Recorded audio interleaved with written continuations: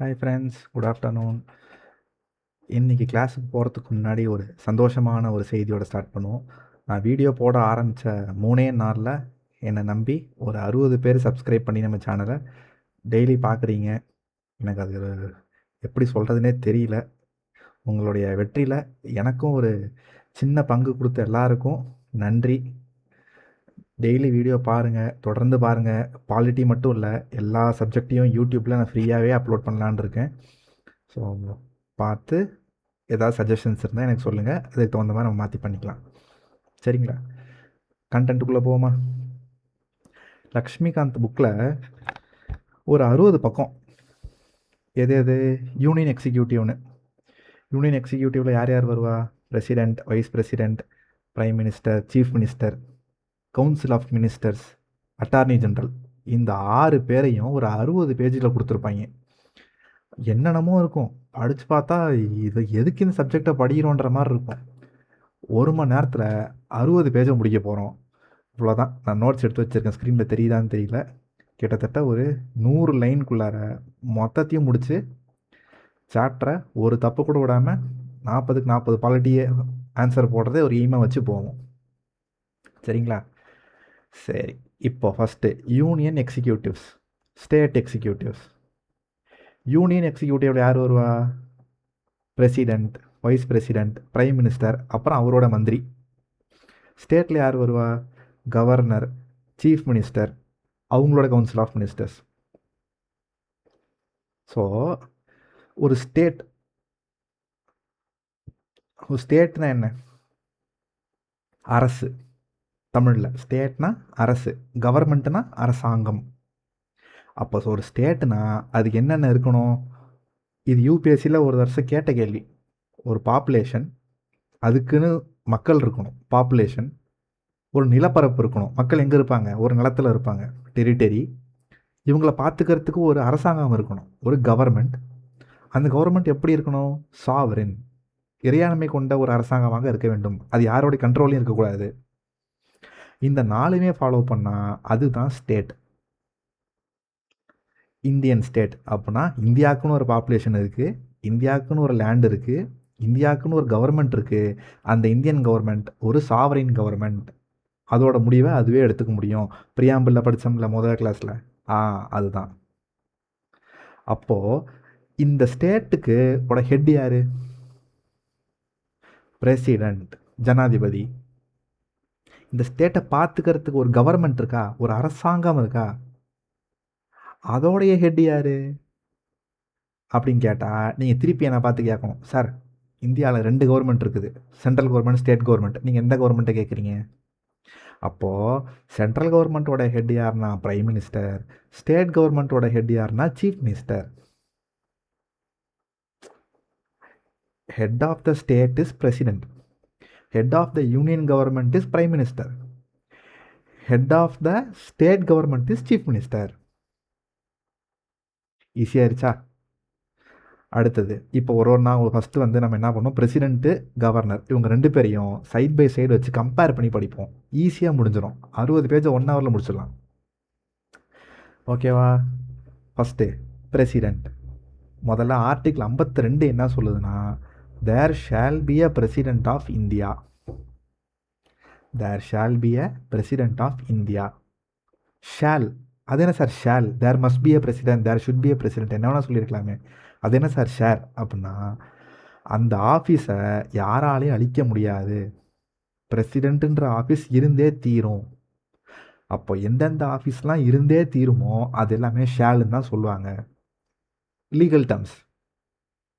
அப்போது there shall be a president of இந்தியானா, பிரசிடெண்ட்டுன்னு ஒரு ஆஃபீஸ் இந்திய நாட்டில் எப்பயுமே இருக்கும், அதை அழிக்க முடியாது. ஏன்னா அது கான்ஸ்டியூஷனே கிரியேட் பண்ணது, கான்ஸ்டியூஷனே நினச்சாலும் அதை அழிக்க முடியாது. அதான் ஷால். சரி, அப்போது இந்தியாவுக்கு பிரசிடெண்ட் கண்டிப்பாக இருப்பார். அவர் யார்? அவர் head of the state. He is a nominal head. Nominal ஹெட்னா அவர் என்னதான் ஹெட் ஆஃப் த ஸ்டேட்டாக இருந்தாலும் ரியல் பவர் பிரைம் மினிஸ்டர் தான். ரியல் பவர் யாருன்னா பிரைம் மினிஸ்டர். நாட்டில் முக்கியமான முடிவு எடுக்கிறது, நடத்துறது, அரசியல் பண்ணுறது, நலத்திட்டங்கள் கொண்டு வர்றது எல்லாமே பிரைம் மினிஸ்டர். ஆனால் அவர் கொண்டு வர எல்லாமே எல்லா நேரமும் கரெக்டாக இருக்குமா? சொல்ல முடியாது.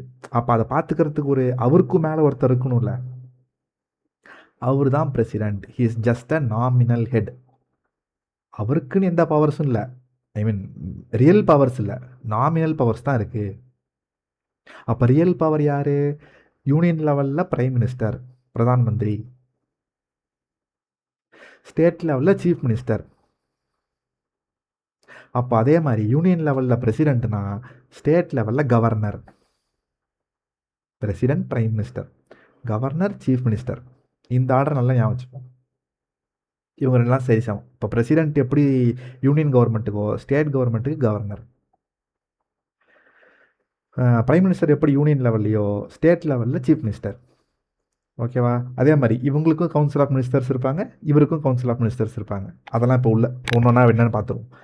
ஸோ பிரசிடென்ட் வெறும் ஒரு நாமினல் ஹெட்டு தான், ஒரு ரப்பர் ஸ்டாம்ப்பு தான். அவர் என்ன ஃபைல் வந்தாலும் சைன் போடுறது தான் பிரசிடென்ட்டோட வேலை. அந்த ஃபைலோட முடிவெடுக்கிறது, அரசாங்கத்தை நடத்துறது, நலத்திட்டம் கொண்டு வர்றது, ஒரிஜினல் பவர் பிரைம் மினிஸ்டர். அவ்வளோதான். ஓகே, நெக்ஸ்ட்டு என்ன சொல்லுதுன்னா, the executive power of union is vested with the president. Executive power of the union என்ன? மத்திய நிர்வாக அதிகாரம். மத்திய நிர்வாக அதிகாரம். Administrative powers, executive powers. சட்டத்தை இயற்றுறது லெஜிஸ்லேட்டிவ். அந்த இயற்றின சட்டத்தை நடைமுறைப்படுத்துறதும் அரசாங்கத்தை வழி நடத்துறதும் தான் எக்ஸிக்யூட்டிவ் பவர். சிம்பிளாக அதான் அர்த்தம். சட்டம் எங்கே கிரியேட் பண்ணுவோம்? பார்லிமெண்ட், அது லெஜிஸ்லேச்சர். கிரியேட் பண்ண சட்டத்தை நடைமுறைப்படுத்தணும்ல, யார் படுத்துவா? அதோடைய தலைவர் யார்? The executive power of the union. அப்போது மத்திய நிர்வாகத்தோடைய அதிகாரம் யார் கையில் இருக்குது? பிரசிடெண்ட். அந்த அதிகாரம் மட்டும் இல்லை, அவர் தான் ஆர்மி, நேவி, ஏர்ஃபோர்ஸ் இது மூணுத்துக்குமே சுப்ரீம் கமாண்டர். எவ்வளோ பவர்ஸ் இருக்குது பாருங்கள். அவர் நாமினல் ஹெட்டு தான், அது தவிர இவருக்கு இவ்வளோ பவர்ஸ் இருக்குது. இதெல்லாம் பிரைம் மினிஸ்டருக்கு இருக்கா? பிரைம் மினிஸ்டர் வந்து commander of the army, navy, ஏர்ஃபோர்ஸாக கிடையாது, பிரசிடெண்ட். அடுத்தது, இப்போது ஒரு பிரசிடெண்ட்டை எப்படி தேர்ந்தெடுக்கிறோம் அப்படின்னா, மக்களாகிய நாம் டைரெக்டாக ஓட்டு போடுறோமா? இல்லை. பிரைம் மினிஸ்டரை நம்ம தேர்ந்தெடுக்கிறோமா? ஆமாம். சீஃப் மினிஸ்டர் நம்ம தேர்ந்தெடுக்கிறோமா? ஆமாம். பிரசிடெண்ட் யாரை தேர்ந்தெடுப்பா? அதுக்குன்னு ஒரு குழு இருக்குது. யார்? Electoral college. Electoral college. அப்போ அந்த எலக்டோரல் காலேஜ்னா அது ஒரு குழு, அவங்க தான் பிரசிடெண்ட்டை தேர்ந்தெடுப்பாங்க. அந்த குழுவா? யார் சார் அந்த குழு அப்படின்னா, எலெக்டட் எம்பி. எம்பினா யார்? Member of parliament. எலெக்டட், இதான் கீவேர்டு. நாமினேட்டட் கிடையாது, எலெக்டட். நாம் ஓட்டு போட்டு எம்பியை தேர்ந்தெடுக்கிறோமா? எம்பி எங்கே போவாங்க? லோக்சபாவுக்கு போவாங்க, ராஜ்யசபாவுக்கு போவாங்க. அவங்க தான் எலெக்டட் எம்பி. சிலர் எம்பியாக இருப்பாங்க, அவங்க நாமினேஷன் வழியாக வருவாங்க. அவங்கள பற்றி நான் பேசலை. நம்ம ஓட்டு போட்டு தேர்ந்தெடுக்கிறோம்ல அவங்க. Elected MLA. எம்எல்ஏனா யார்? லெஜிஸ்லேட்டிவ் அசம்பிளி, ஸ்டேட் லெவலில். சட்டமன்றம் இருக்குல்ல, இப்போ நம்ம விஜய் போகிறாருல சட்டமன்றம், அங்கே நாம் ஓட்டு போட்டு தேர்ந்தெடுத்துருக்கோமா? எத்தனை? தமிழ்நாடை பொறுத்த வரைக்கும் 234 எம்எல்ஏ. அப்போ அதே மாதிரி கேரளா, கர்நாடகா, ராஜஸ்தான் இருக்கிற எல்லா ஸ்டேட்லேயும் நாம் ஓட்டு போட்டு தேர்ந்தெடுத்த எம்எல்ஏ எலெக்டட். நாமினேட்டட் கிடையாது, நாமினேட்டட் கிடையவே கிடையாது, ஒன்லி எலெக்டட். அப்போது எலெக்டட் எம்பி, எலெக்டட் எம்எல்ஏ ரெண்டாச்சு. மூணாவது சார், ஸ்டேட்டில், அதாவது எம்பி சென்ட்ரல் லெவலில் சொல்லிட்டீங்க, ஸ்டேட் லெவலுக்கு எம்எல்ஏ சொல்லிட்டீங்க, யூனியன் டெரிட்டரிக்கு எல்லா யூனியன் டெரிட்டரியிலையும் சட்டமன்றம் கிடையாது. 3 யூனியன் டெரிட்டரிக்கு தான் சட்டமன்றம் இருக்குது. ஃபஸ்ட்டு நம்ம கண்ணு முன்னாடி இருக்கிற பாண்டிச்சேரி, டெல்லி, ஜம்மு காஷ்மீர், இந்த 3 யூனியன் டெரிட்டரி, இந்த 3 யூனியன் டெரிட்டரியில் மட்டும்தான் சட்டமன்றம் இருக்குது. அப்போது அந்த சட்டமன்றத்தில் திருப்பி நம்ம ஓட்டு போட்டு ஒரு எம்எல்ஏ செலக்ட் பண்ணியிருப்போமா? சட்டமன்றம்னு ஒன்று இருந்தாலே எம்எல்ஏ இருப்பாங்களா? அங்கேயும் எலெக்டட் எம்எல்ஏ இருப்பாங்களா? நாமினேஷனில் வந்தவங்கள நம்ம ஓட்டு போட்டவங்க அவங்க. இந்த 3 பேரும் சேர்ந்து தான் பிரசிடெண்ட்டை தேர்வு பண்ணுவாங்க. யார் யார்? திருப்பி சொல்கிறேன். Elected MP, elected MLA, elected MLA of union territory. மொத்தம் 3 யூனியன் டெரிட்டரி. என்னென்ன? பாண்டிச்சேரி, டெல்லி, ஜம்மு காஷ்மீர். அப்போ யார் வரமாட்டாங்கன்னா, nominated MLA, nominated MP, member of legislative council. அது என்ன சார் மெம்பர் ஆஃப் லெஜிஸ்லேட்டிவ் கவுன்சில்னா? முன்னாடி தமிழ்நாட்டிலையுமே 2 அவைகள் இருந்தது, கீழவை மேலவை. இப்போ எப்படி சென்ட்ரல் கவர்மெண்ட்டில் லோக்சபா, ராஜ்யசபா, நம்ம பை கேமரா லெஜிஸ்லேச்சர்னு இதுக்கு முன்னாடி கவர்மெண்ட் ஆஃப் இந்தியா ஆக்ட் 1919 அதெல்லாம் படிச்சிருப்போமா? அதோடைய கண்டினியூஷன் தான். அங்கே என்ன சொன்னோம்? Bicameral legislature is introduce இந்த சென்டர்னு சொன்னோம். எங்கே? கவர்மெண்ட் ஆஃப் இந்தியா ஆக்ட், அங்கே இண்டிபெண்டன்ஸ்க்குலாம் முன்னாடி. அப்போது இங்கே இனிமேல் 2 அவை கிடையாது, ஒரே அவை தான். லெஜிஸ்லேட்டிவ் அசம்பிளி, லெஜிஸ்லேட்டிவ் கவுன்சில் கிடையாது. வேணும்னா கொண்டு வந்துக்கலாம். அதுக்கு ஒரு ப்ரொசீஜர் இருக்குது. அது நம்ம அடுத்த பார்லிமெண்ட் ஸ்டேட் லெஜிஸ்லேச்சர் அந்த டாப்பிக்கில் பார்ப்போம்.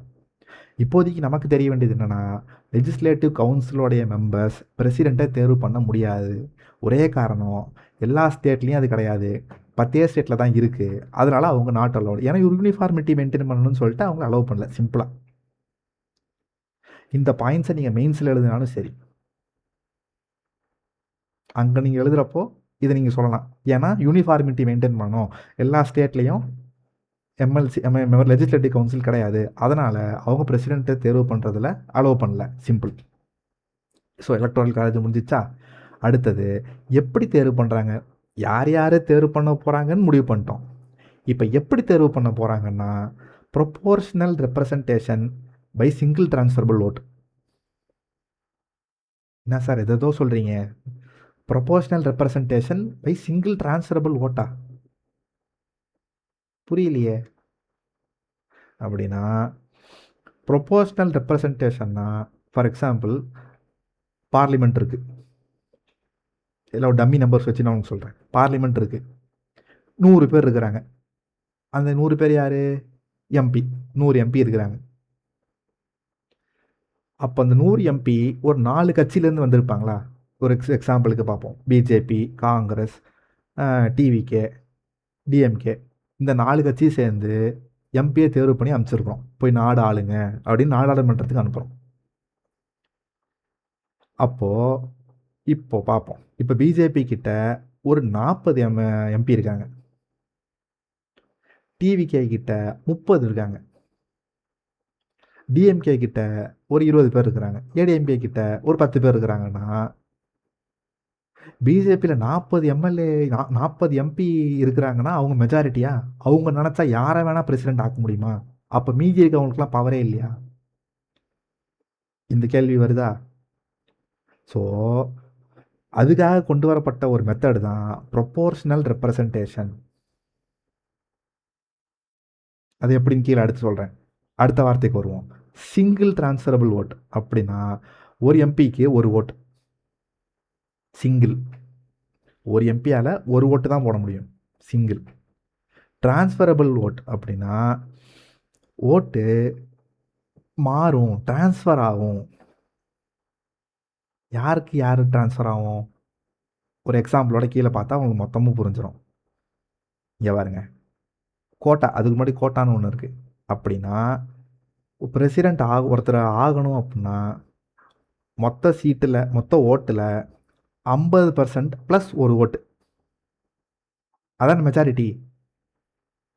டோட்டல் ஓட்ஸில் 50% ஓட்டும் ப்ளஸ் 1. இந்த மெஜாரிட்டி யார் ஃபஸ்ட்டு வாங்குறாங்களோ அவங்க தான் பிரசிடெண்ட். ஒரு எக்ஸாம்பிளோட பார்ப்போமா? இங்கே பாருங்கள், 4 கேண்டிடேட் ஏபிசிடி. ஏ மொதல் ரவுண்டில் 40 ஓட்டு வாங்குறாரு, பி 30 ஓட்டு வாங்குறாரு, சி 20 ஓட்டு வாங்குறாரு, டி 10 ஓட்டு வாங்குறாரு. ஆக மொத்தம் 100 ஓட்டு. ஓகேவா? இப்போது கோட்டா என்னது? 50% ப்ளஸ் 1. 100ல் 50% என்னது? ஐ மீன் 100ல் பாதி தான் 50%, 50 ப்ளஸ் 1 51 ஓட்டு இதில் யார் வாங்குறாங்களோ அவங்க டைரெக்டாக பிரசிடென்ட் ஆகிடுவாங்க. இப்போ யாராவது வாங்கியிருக்காங்களா? யாருமே வாங்கலை. இதில் யாராவது ஒருத்தர் 51 ஓட்டு வாங்கியிருந்தா அவங்க அந்த ரவுண்டிலே பிரசிடென்ட்டு. இந்த ரவுண்டில் யாருமே வாங்கலை, அப்போ அடுத்த ரவுண்டு போக போகுது, ரவுண்டு 2 போகுது. ஆனால் ரவுண்டு 2 போகிறதுக்கு முன்னாடி இந்த கடைசியாக ஒருத்தர் இருக்கார்ல, இருக்கிறதுல லீஸ்ட் ஓட்டு வாங்கினவர், அவரை மட்டும் எலிமினேட் பண்ணுறோம். போன ரவுண்டில் லீஸ்ட் ஓட்டு இருக்கிறதுலே கம்மியாக ஓட்டு வாங்கினவரை தூக்குறோம். இனிமேல் ஒரு ஓட்டத்தில் கிடையாது, பந்தயத்தில் அவர் இல்லை. ஆனால் அவருக்கும் ஓட்டு விழுந்திருக்குமா, அவருடைய சீட்டெல்லாம் எடுக்கிறோம். யாரெல்லாம் இப்போ அந்த கேண்டிடேட் டியை ஃபஸ்ட் ப்ரிஃபரன்ஸாக வச்சு ஓட்டு போட்டதுன்னு பார்க்குறோம். அப்படி பார்க்குறப்போ சரி, ஒரு 10 ஓட்டு வந்து 10 சீட்டு வந்திருக்கா, அந்த 10 எடு. இப்போது இதில் யார் செகண்ட் ப்ரியாரிட்டி தேர்ட் ப்ரியாரிட்டின்னு பார்ப்போம். ஃபஸ்ட் ப்ரியாரிட்டி டிஏ போட்டிருப்பாங்க, 10 ஓட்டு வந்திருக்கும். செகண்ட் ப்ரியாரிட்டி யார் வந்திருப்பா, தேர்ட் ப்ரியாரிட்டி யார் வந்திருப்பா அப்படின்னு இப்போ அடுத்து நம்ம பார்க்கணும். சரி, இந்த 10ல் 7 பேர் எனக்கு பி வேணும்ப்பான்றாங்க, 3 பேர் எனக்கு சி வேணுன்றாங்க. அப்படின்னா அந்த 7 பியில் ஆட் பண்ணிடுவோம். 30 + 7 37. சி 3 பேர் நம்ம, அப்போ ஏற்கனவே எவ்வளோ இருந்துச்சு, சி 20, 20 + 3 23. இப்போ யாராவது இந்த 51 ஓட்டு வாங்கியிருக்காங்களான்னு பார்ப்போம். யாரும் வாங்கலை. அப்போ என்ன பண்ணுறோம், திருப்பி இருக்கிறதுல லீஸ்ட் ஓட்டு வாங்கினவங்க எலிமினேட் பண்ணுறோம். இந்த இடத்துல சி தான் இருக்கிறதுல லீஸ்ட் ஓட்டு, 23 ஓட்டு வாங்கியிருக்கிறார், எலிமினேட். இப்போ இந்த 23 சீட் எடுத்து பார்க்குறோம், யார் ஃபஸ்ட் ப்ரியாரிட்டி யார் செகண்ட் ப்ரியாரிட்டி. அப்படி பார்க்குறப்போ ஒரு எக்ஸாம்பிளுக்கு 8 ஓட்டு ஏக்கு விழுந்திருக்கு, இந்த 23ல் 15 ஓட்டு சிக்கு விழுந்து, இப்போ கூட்டுறப்போ 51 சி தாண்டிட்டாரு. அப்போ சி வின்னர், சி தான் பிரசிடென்ட். சிம்பிளாக முடிஞ்சிச்சா? ஆரம்பத்தில் ஏ தான் ஃபஸ்ட்டில் இருந்தார், ஆனால் கடைசியாக ஜெயிக்கிறப்போ சி வந்துட்டார். இப்போ இந்த 40 பேரும் சப்போஸ் பிஜேபிக்கு ஒன்று ஒரு கேண்டிடேட்டாக இருந்து அவர் 40 அதிக ஓட்டு வாங்கியிருந்தா, ஏன்னா அவங்களுக்கு அதிக சீட் இருக்குது, ஸோ அதிக ஓட்டு அவங்க போட்டால் கூட அவரால் தான் பிரசிடென்ட் ஆக முடியாது. மற்ற எல்லாரும் என்ன நினைக்கிறாங்கன்றதையும் வச்சு தான் யார் பிரசிடென்ட்ன்றதை முடிவு பண்ண முடியும். இதுதான் ப்ரொப்போர்ஷனல் ரெப்ரசன்டேஷன். ஒரு கட்சி நினச்சா இவரை நிறுத்தி இவரை பிரசிடென்ட் ஆக்க முடியுமானா முடியாது. எல்லாரும் நினைக்கணும். ஓட்டு போடுறவன் யார், எலெக்டட் எம்எல்ஏ, எலெக்டட் எம்பி. அப்போ என்ன அர்த்தம், இன்டைரக்டாக நாம தான் பிரசிடெண்ட்டை தேர்வு பண்ணுறோன்னு அர்த்தம்.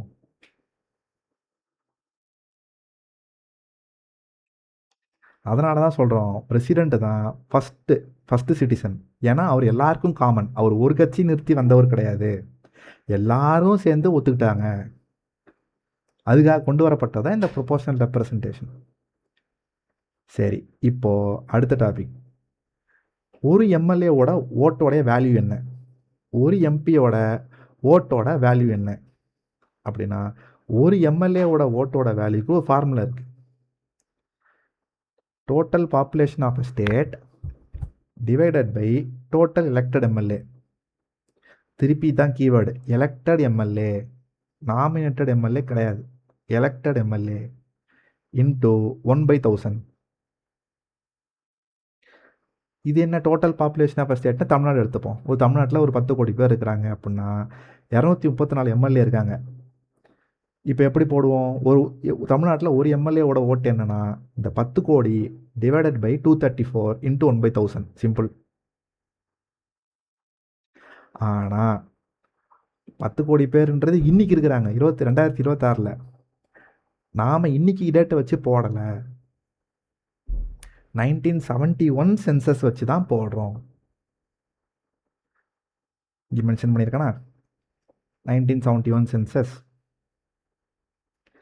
திருப்பி சொல்கிறேன், ஒரு எம்எல்ஏவோட ஓட்டோட வேல்யூ என்ன அப்படின்னா, formula total population of a state divided by total elected MLA into 1/1000. Population of a state இன்னைக்கு பாப்புலேஷனா இல்லை, அப்போ என்னையோட பாப்புலேஷன் 1971 பாப்புலேஷன். ஏன் 1971? 1971க்கு அப்புறம் தான் ஃபேமிலி பிளானிங் சிஸ்டம்லாம் வந்தது. அப்போ என்னாச்சு, தமிழ்நாடோடைய பாப்புலேஷன் ரொம்ப கம்மியாயிடுச்சு. சவுத் இந்தியாவோட பாப்புலேஷனே ரொம்ப கம்மியாயிடுச்சு. அவங்க எல்லாருமே இந்த சிஸ்டத்தை இம்ப்ளிமெண்ட் பண்ணிட்டாங்க. ஆனால் நார்த் இந்தியாவில் அதை இம்ப்ளிமெண்ட் பண்ணலை. அவங்க பாப்புலேஷன் ஏறிட்டே போயிடுச்சு. அப்போ என்ன அப்போ அதிக பாப்புலேஷன் இருந்தால் அவங்களோட ஓட்டோட வேல்யூ அதிகமாகிடும். அதனால தான் 1971 நிற்கிது இப்போ. அடுத்து ஒரு எம்பியோட ஓட்டோட வேல்யூ எவ்வளோ அப்படின்னா அதுக்கு ஒரு formula. Total value of all MLA votes. அது இங்கேருந்து தெரியும். இதுக்கு முன்னாடி நம்ம கால்குலேட் பண்ணி வச்சோமா? இது என்னது? ஒரு எம்எல்ஏ. அப்போது எத்தனை எம்எல்ஏ இருப்பாங்க, அத்தனை எம்எல்ஏவோட ஓட்டை ஆட் பண்ணுறோம். டிவைடட் பை இங்கே என்ன சொன்னோம்? டோட்டல் எலெக்டட் எம்எல்ஏவா? இப்போ சிம்பிள் டோட்டல் எலெக்டட் எம்பி, அவ்வளோதான். மேலே சொன்னது ஒரு எம்எல்ஏவோட ஓட்டோட வேல்யூ. அது மாதிரி எத்தனை எம்எல்ஏ இருப்பாங்க இந்தியா ஃபுல்லாக, அவங்க எல்லாரோட ஓட்டையும் ஆட் பண்ணி divided by total number of MP. எந்த எம்பி? Elected MP. சரி, இது ஃபார்முலா. கரண்ட் அஃபேர்ஸ்க்கு வருவோம். இன்னைக்கு டேட்டுக்கு இருக்கிறதுலே எந்த ஸ்டேட்டோட எம்எல்ஏக்கு ஹையஸ்ட் வேல்யூ? உத்தரப்பிரதேஷ். அப்போ தமிழ்நாடு செகண்டில் இருக்கிறோம். நம்பர் ஒன்னோடைய வேல்யூ உத்தரப்பிரதேஷ், செகண்ட் ரேங்க்கு தமிழ்நாடு. ஒரு எம்எல்ஏவோட ஓட்டோட பவர் நான் சொல்கிறது. அப்போது ஒரு ஸ்டேட்டுன்னு எடுத்தால், இப்போ தமிழ்நாடுன்னு எடுத்தால் 234 எம்எல்ஏ. அப்போ மேலே சொன்ன வேல்யூ இன்ட்டு 234 போட்டால் தமிழ்நாடோட வேல்யூ கிடச்சிருமா? அதே மாதிரி உத்தரப்பிரதேசில் எத்தனை எம்எல்ஏ இருக்காங்களோ அது இன்ட்டு அந்த வேல்யூ போட்டால் ஒரு ஸ்டேட்டோட வேல்யூ கிடைக்குமா? உத்தரப்பிரதேஷ்ன்ற மொத்த ஸ்டேட்டுக்கு என்ன வேல்யூன்னு தெரிஞ்சிருமா? அப்படி பார்க்குறப்போ தமிழ்நாடோட வேல்யூ 4. தமிழ்நாடோட ரேங்க்கு 4. எதில்? ஒரு ஸ்டேட்டாக பார்க்குறப்போ. ஒரு எம்எல்ஏவாக பார்க்குறப்போ யாரோட வேல்யூ அதிகம்? உத்தரப்பிரதேஷ். அந்த வரிசையில் தமிழ்நாடு எத்தனை இருக்குது? 2, செகண்ட் ரேங்க்கில் இருக்குது. சிம்பிள், அவ்வளோதான். ஓகேவா? நெக்ஸ்ட்டு அப்படியே ஸ்க்ரீனை பாருங்கள். ஸ்க்ரீனில் தெரியுதா? So election of a president சொல்லிட்டோம். எலக்டோரல் காலேஜெலாம் யார் யார் இருக்க போகிறான்னு சொல்லிட்டோம். எப்படி ஓட் பண்ண போகிறாங்க?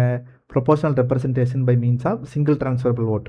அப்படின்னா கடைசியில் வர்றவங்களை எலிமினேட் பண்ணிகிட்டே வந்துட்டு ஃபஸ்ட்டு யார் அந்த 50% ப்ளஸ் ஒரு கோட்டாவை தாண்டுறாங்களோ அவங்க தான் பிரசிடெண்ட். சிம்பிள். நெக்ஸ்ட்டு, சரி, ஒரு பிரசிடெண்ட் அவருக்கு எத்தனை நாளைக்கு அவர் பிரசிடெண்ட்டாக இருப்பார்னா 5 இயர்ஸ். அவரோட டேர்ம் ஆஃப் ஆஃபீஸ் 5 வருஷம். இன்றைக்கி அவர் பிரசிடெண்ட்டாக பதவி இருக்கிறாருனா இன்னிலேருந்து கரெக்டாக 5 வருஷம் வரைக்கும் அவர் பிரசிடெண்ட். நடுவில் எனக்கு பிடிக்கல, நான் ரிசைன் பண்ணுறேன் அப்படின்னு அவர் ரிசைன் பண்ணிட்டாருன்னா எப்படி பண்ண முடியும்? கைப்பட ஒரு லெட்டர் எழுதி வைஸ் பிரசிடெண்ட்டுக்கு கொடுக்கணும். பிரைம் மினிஸ்டர்கிட்ட கொடுக்கணுமா? இல்லை. கவர்னர்கிட்ட கொடுக்கணுமா? இல்லை. யார்கிட்ட கொடுக்கணும்? பிரசிடெண்ட் வைஸ் பிரசிடெண்ட் கிட்ட கொடுக்கணும். வைஸ் பிரசிடெண்ட் என்ன பண்ணுவார்? அந்த லெட்டரை எடுத்துகிட்டு போய் ஸ்பீக்கர்கிட்ட கொடுத்துருவார். எந்த ஸ்பீக்கர்? லோக்சபா ஸ்பீக்கர். ஒரு பிரசிடெண்ட்டோட டேர்ம் 5 வருஷம். சப்போஸ் அவர் ரிசைன் பண்ணணும்னு நினச்சாருன்னா கைப்பட லெட்டர் எழுதி கொடுக்கணும். யார்கிட்ட கொடுக்கணும்? வைஸ் பிரசிடெண்ட் கிட்ட கொடுக்கணும். வைஸ் பிரசிடெண்ட் என்ன பண்ணுவார்? ஸ்பீக்கர்கிட்ட கொண்டு போய் கொடுப்பாரு. ஸ்பீக்கர் எந்த ஸ்பீக்கர்? லோக்சபாவோட ஸ்பீக்கர். சிம்பிள், முடிஞ்சிச்சா? நெக்ஸ்ட்டு, சரி, ஒரு பிரசிடெண்ட்டாக இருந்துட்டார், ரிசைன் பண்ணிட்டார், வெளியே வந்துட்டார். திருப்பி அவர் பிரசிடெண்ட் ஆக முடியுமா? ரீ எலெக்ஷனுக்கு அவர் அலௌடா? எலிஜிபிளா? அலௌடு. எத்தனை வாட்டி அலௌடு? எத்தனை வாட்டி நிற்கிறாரோ அத்தனை வாட்டி அலௌடு. ஒரு மனுஷர் 10 தடவை பிரசிடெண்ட் ஆக முடியுமா? முடியும். கான்ஸ்டிடியூஷன் அவரை பேன் பண்ணலை. அமெரிக்காவில் ஒருத்தர் 2 தடவைக்கு மேலே ஆக முடியாது. ட்ரம்ப் இப்போ செகண்ட் டேர்மில் இருக்கிறாரு, இதுதான் கடைசி. இதுக்கு மேலே அவரால் திருப்பி பிரசிடெண்ட்டே ஆக முடியாது. இந்தியாவில் அப்படியா? ஒரு ஆள் எத்தனை டைம் வேணாலும் பிரசிடெண்ட் எலெக்ஷனில் நிற்கலாம். சரி, அப்போ இந்தியாவில் இதுக்கு முன்னாடி யாராவது ஒரே ஆள் 2 தடவை பிரசிடெண்ட்டாக இருந்திருக்காங்களா? அப்படின்னா ஒரே ஒருத்தர் இருந்திருக்காரு. அவர் தான் டாக்டர் ராஜேந்திர பிரசாத், இந்தியாவோட முதல் ஜனாதிபதி. 2 வாட்டி பிரசிடெண்ட்டாக இருந்திருக்காரு ஒரே ஆள். அடுத்து பிரசிடெண்ட் ஆகணும்னா இப்போ நான் இருக்கேன், நான் பிரசிடெண்ட் ஆகணும். எனக்கு என்னப்பா குவாலிஃபிகேஷன் அப்படின்னா, நான் சிம்பிள் இந்தியாவோட சிட்டிசனாக இருக்கணும். எனக்கு 35 வயசு ஆகிருக்கணும். நான் இன்னைக்கு ஒரு எம்பி எலெக்ஷனுக்கு நிற்கிறேன்னா அதுக்கு என்னென்ன குவாலிஃபிகேஷன் இருக்கோ அது எல்லாம் எனக்கு இருக்கணும். நான் எம்பி ஆகிறதுக்கு எல்லா தகுதியும் இருக்கணும், சிம்பிள். 4வது, நான் எந்த ஒரு ஆஃபீஸ் ஆஃப் ப்ராஃபிட்டை ஹோல்டு பண்ணக்கூடாது. ஆஃபீஸ் ஆஃப் ப்ராஃபிட்னா என்ன அப்படின்னா, கவர்மெண்ட் கிட்ட சம்பளம் வாங்குற வேலை. கவர்மெண்ட் கிட்ட நான் சம்பளம் வாங்கக்கூடாது. நான் அந்த பதவியை ரிசைன் பண்ணிட்டு தான் பிரசிடென்ட் எலெக்ஷனுக்கு நிற்கணும். சிம்பிளாக அதுதான். நான் வேலையில் இருந்துக்கிட்டே பிரசிடென்ட் எலெக்ஷனில் என்னால் நிற்க முடியாது. ஒரு எக்ஸாம்பிளுக்கு பார்ப்போம். நான் ஒரு எலெக்ஷன் கமிஷனர், நான் கவர்மெண்ட்டு கீழே வரேன். நான் சம்பளம் யார்கிட்ட வாங்குறேன்? கவர்மெண்ட் கிட்ட வாங்குறேன். இப்போ நான் பிரசிடெண்ட் ஆகணும்னு ஆசைப்பட்றேன்னா அந்த எலெக்ஷன் கமிஷனர் பதவியை விட்டு கொடுத்துட்டு தான் பிரசிடென்ட் எலெக்ஷனில் நிற்கணும். அதுதான் ஆஃபீஸ் ஆஃப் ப்ராஃபிட். அரசாங்கத்துக்கிட்ட சம்பளம் வாங்குற எந்த வேலையும் நான் செய்யக்கூடாது. சில exception, president, vice president, governor, minister, இவங்க 4மே ஆஃபீஸ் ஆஃப் ப்ராஃபிட் கிடையாது. President, vice president, governor, minister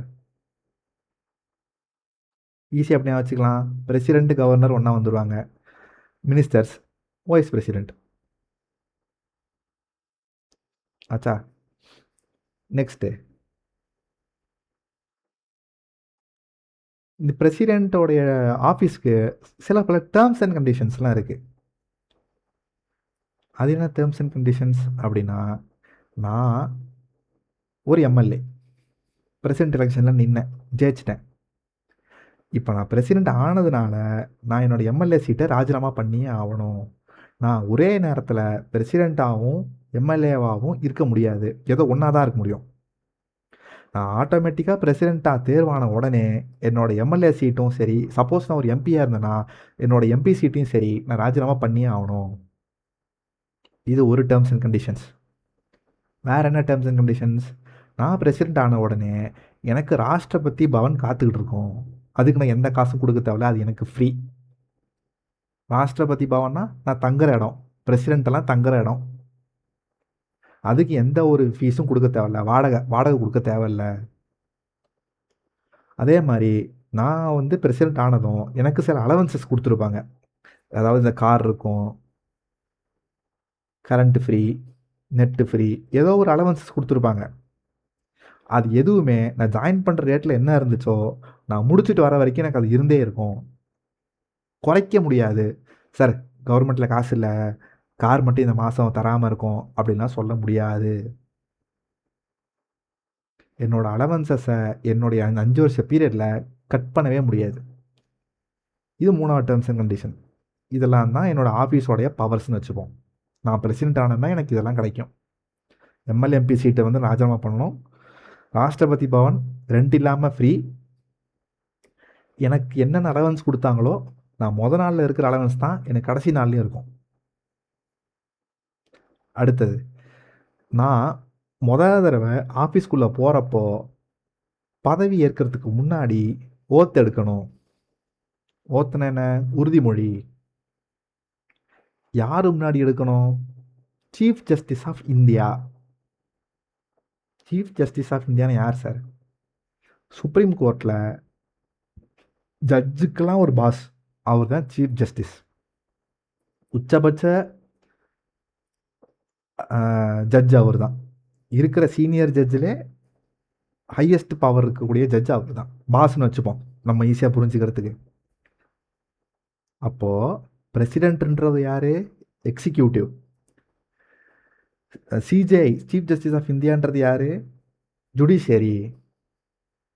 அப்போ எக்ஸிக்யூட்டிவ்க்கு யார் இப்போ ஓத்து எடுக்கிறதுக்கு அலோவ் பண்ணுறது? ஜுடிஷியரி. எப்படி இருக்கு பாருங்க. ஒன்று இல்லாமல் ஒன்று இருக்காது.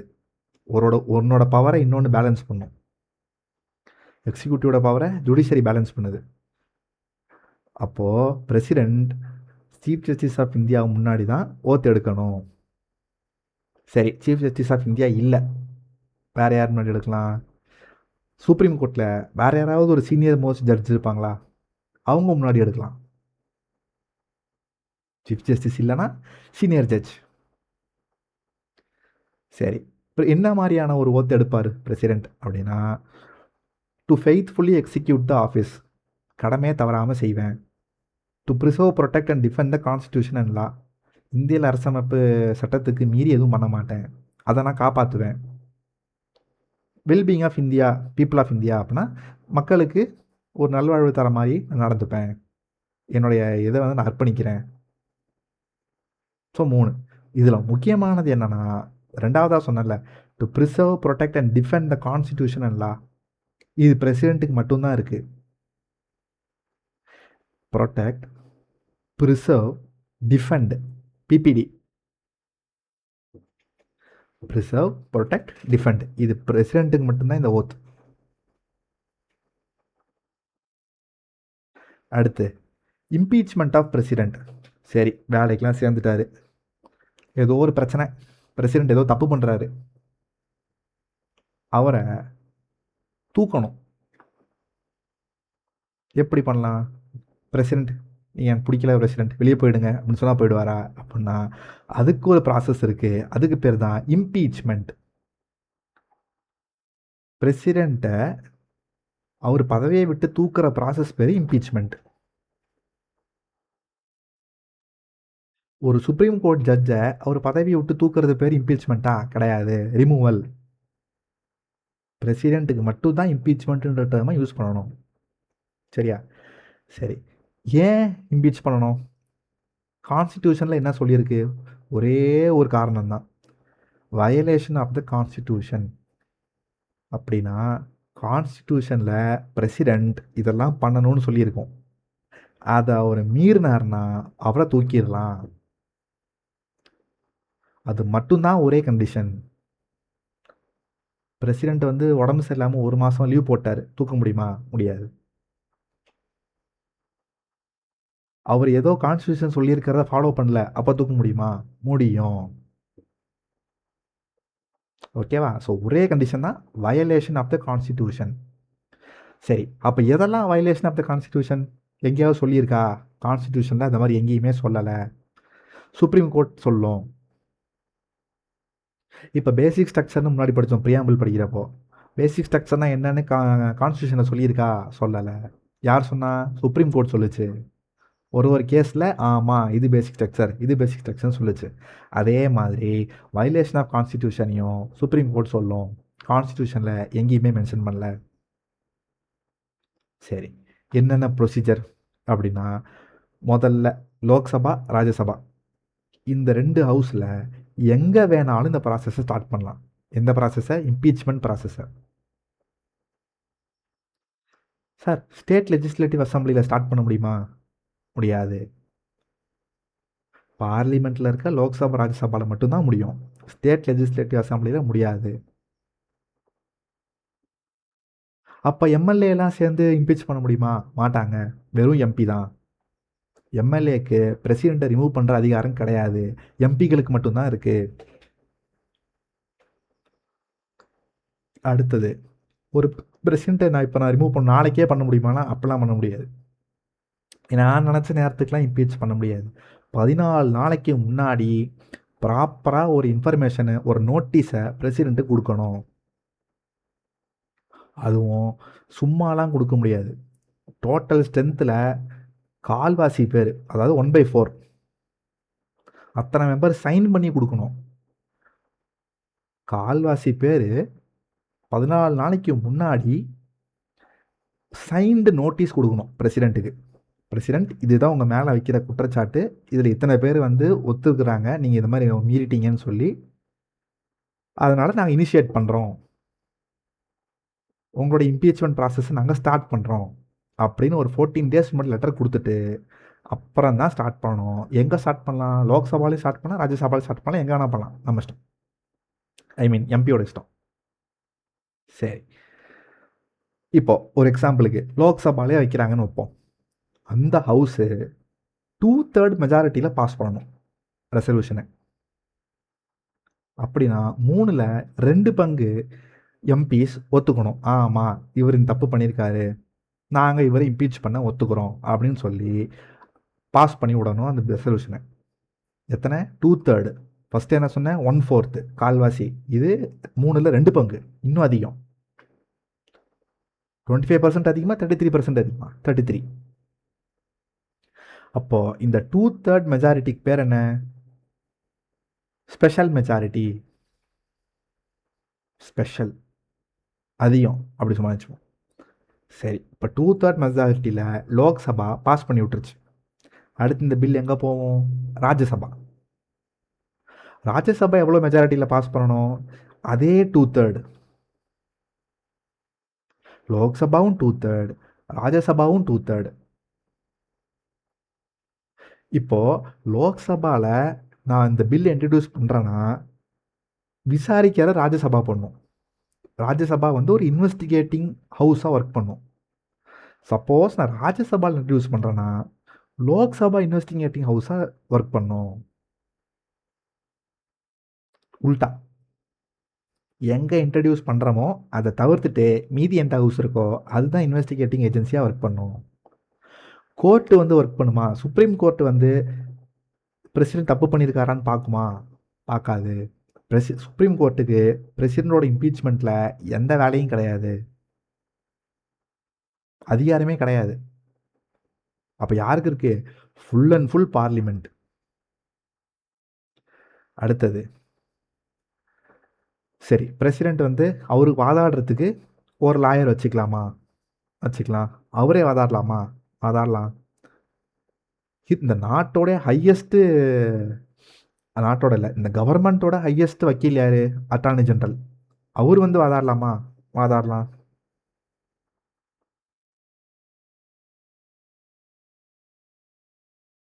ஆச்சா. அடுத்தது, ஸோ இந்த 2 ஹவுஸுமே 2/3 மெஜாரிட்டியில் பாஸ் பண்ணியாச்சுன்னா அதோட பிரசிடென்ட் இன்னைக்கு டேட்டில் பாஸ் பண்ணுறோமா, இன்னைக்கு டேட்டோட பிரசிடென்ட் அவ்வளோதான், தூக்கிட்டாங்க, பதவி விட்டு தூக்கியாச்சு. இது வரைக்கும் யாராவது பிரசிடென்ட் அந்த மாதிரி தூக்கியிருக்காங்களா இந்தியாவிலனா? இது வரைக்கும் யாரையுமே அப்படி தூக்குனது கிடையாது.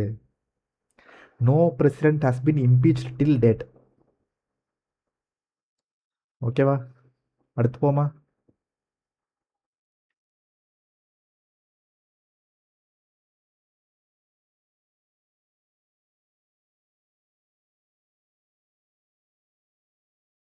அடுத்து என்ன? ஆ, சரி, இப்போ ஒரு பிரசிடென்ட்டோட சீட் வேக்கண்ட் ஆயிடுச்சு. 2 கேஸில் வேக்கண்ட் ஆகுமா? ஒன்று, அவரோட பதவி காலம் முடிய போகுது, 5 வருஷம்தான். 5 வருஷத்துக்கு அப்புறம் சீட் எம்டி. இல்லை, நடுவில் ஏதோ இடைப்பாராமல் ஏதோ நடந்துருச்சு, பிரசிடெண்ட் வந்து ஒரு இறந்துட்டாங்க, இல்லை லீவில் போயிட்டாங்க, இல்லை இந்த மேலே சொன்ன மாதிரி இம்பீச்மெண்ட் ப்ராசஸ்னால பிரசிடெண்ட்டை தூக்கிட்டாங்க. இப்போ அடுத்து யார் பிரசிடெண்ட்? எத்தனை டைமுக்குள்ளார பிரசிடெண்ட் இப்போ நம்ம எலெக்ட் பண்ணி ஆகணும்? அப்படின்னா 2 கேஸாக பிரிச்சிட்டோம்ல. ஃபஸ்ட்டு 5 வருஷம் அவங்களோட பதவி காலம் முடிஞ்சிருச்சுன்னா அந்த 6 months from before the date of expiry, நாளைக்கு முடிய போகுதுன்னா 6 மாதத்துக்கு முன்னாடி எலெக்ஷன் வச்சு தேர்வு பண்ண ஆரம்பிக்கணும். அதாவது 6 months பிஃபோர் எக்ஸ்பைரி டேட் அப்படின்னு வச்சுப்போம்.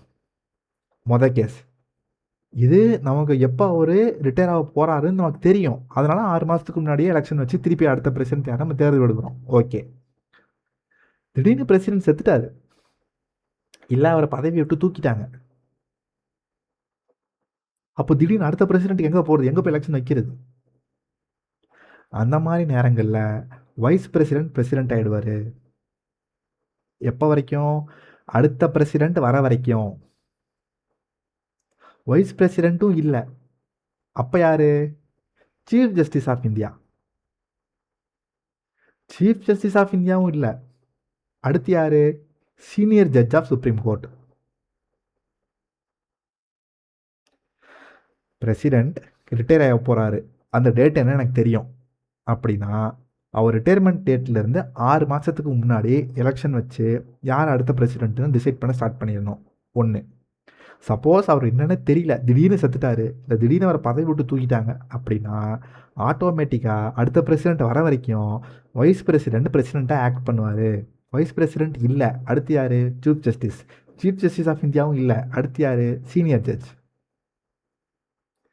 சரி, இந்த 3 பேரும் அடுத்த பிரசிடெண்ட் வர வரைக்கும் பிரசிடெண்ட்டாக இருப்பாங்களா? அப்போ அடுத்த பிரசிடெண்ட் எத்தனை நாளைக்குள்ளே வரணும்? 6 months தான் மேக்ஸிமம் டைம். 6 பிரசிடெண்ட் இல்லை, செத்துட்டாரு, அன்னிலேருந்து 6 மாதத்துக்குள்ளே அடுத்த பிரசிடெண்ட்டை செலக்ட் பண்ணியே ஆகணும். அந்த 6 மாத கேப்பில் இந்த 3 பேரும் பிரசிடெண்ட்டை ஆக்ட் பண்ணுவாங்க. சரி, புதுசாக இப்போ ஒரு பிரசிடெண்ட் 2.5 வருஷம் இருந்தார், 2.5 வருஷம் இருக்கப்போ செத்துட்டார், மீதி 2.5 வருஷம் தான் இருக்குது. புதுசாக வர பிரசிடெண்ட் இந்த 2.5 வருஷத்தில் தான் ஆட்சி பண்ணுவாரானா?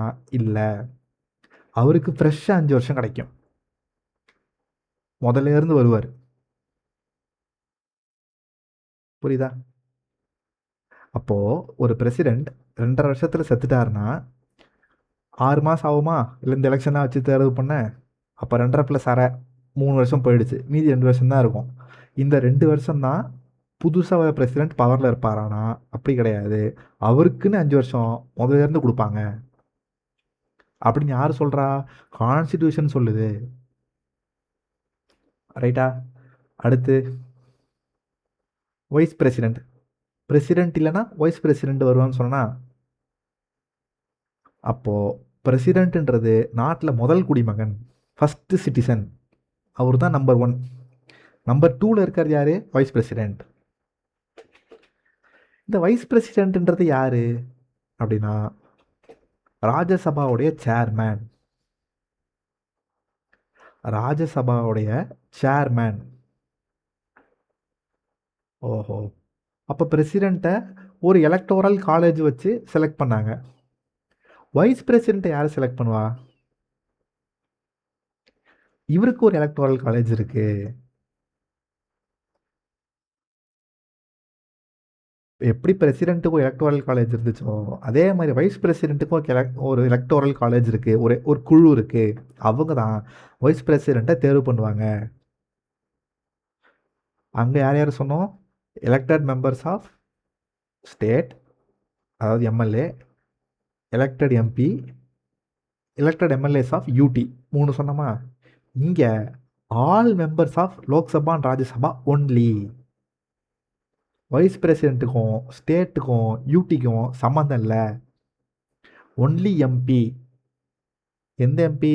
Both elected and nominated MP. எந்த house? Both Lok Sabha Rajya Sabha. State லெஜிஸ்லேச்சருக்கு வைஸ் பிரசிடெண்ட்டுக்கு சம்மந்தமே இல்லை. அதே மாதிரி பிரசிடெண்ட்டோட இம்பீச்மெண்ட்டில் ஸ்டேட் லெஜிஸ்லேச்சருக்கு சம்மந்தம் இல்லை, எய்தர் லோக்சபா ஆர் ராஜ்யசபா. பிரசிடெண்டோட எலெக்ஷனில் மட்டும்தான் ஸ்டேட்டுக்கு பங்கு. இவ்வளோ, இந்த அளவுக்கு புரிஞ்சால் போதும். இவருக்கு எப்படி ப்ரொசீஜர்? பிரசிடெண்ட்டுக்கு எப்படி நம்ம proportional representation by single transfer vote சொன்னோமோ அதே ப்ரொசீஜர் தான் வைஸ் பிரசிடெண்ட்டுக்கும். 4 கேண்டிடேட் இருக்காங்கன்னா கடைசி கேண்டிடேட் எலிமினேட் ஆகிட்டே வருவாங்க. யார் அந்த கோட்டாவை தாண்டி முதல்ல வர்றாங்களோ அவங்க தான் வின்னர். சிம்பிள்.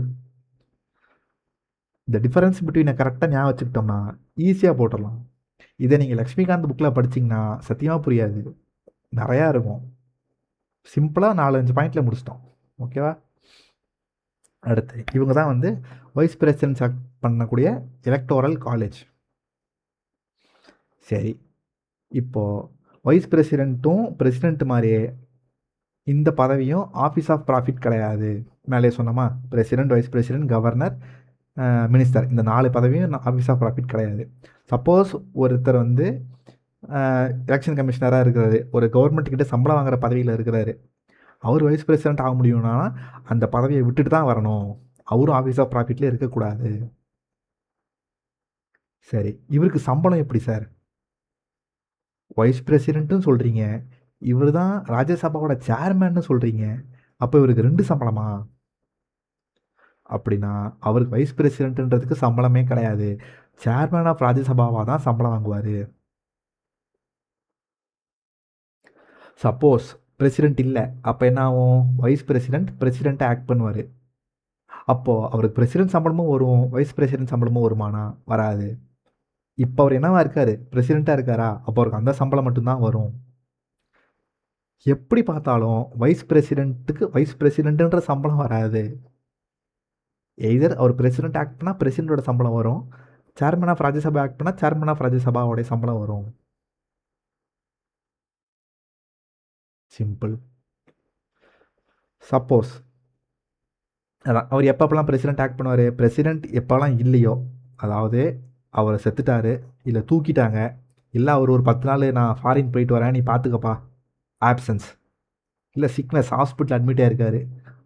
ஸோ இந்த மாதிரி எல்லா கேப்லேயும் வைஸ் பிரசிடென்ட் பிரசிடென்ட் ஆகிடுவார்.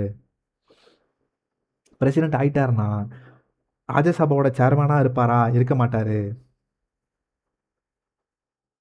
ராஜ்யசபாவோட சேர்மனா இனிமேல் அவர் இருக்க மாட்டார், அவர் பிரசிடென்ட் ஆகிட்டார். சப்போஸ் பிரசிடென்ட் திருப்பி வந்துட்டாருன்னா அப்போ அவர் திருப்பி வைஸ் பிரசிடென்ட் ஆயிடுவார், ஆட்டோமேட்டிக்காக ராஜ்யசபாவோட சேர்மன் ஆகிடுவார். சிம்பிள், கன்ஃபியூஷனே வேணாம்.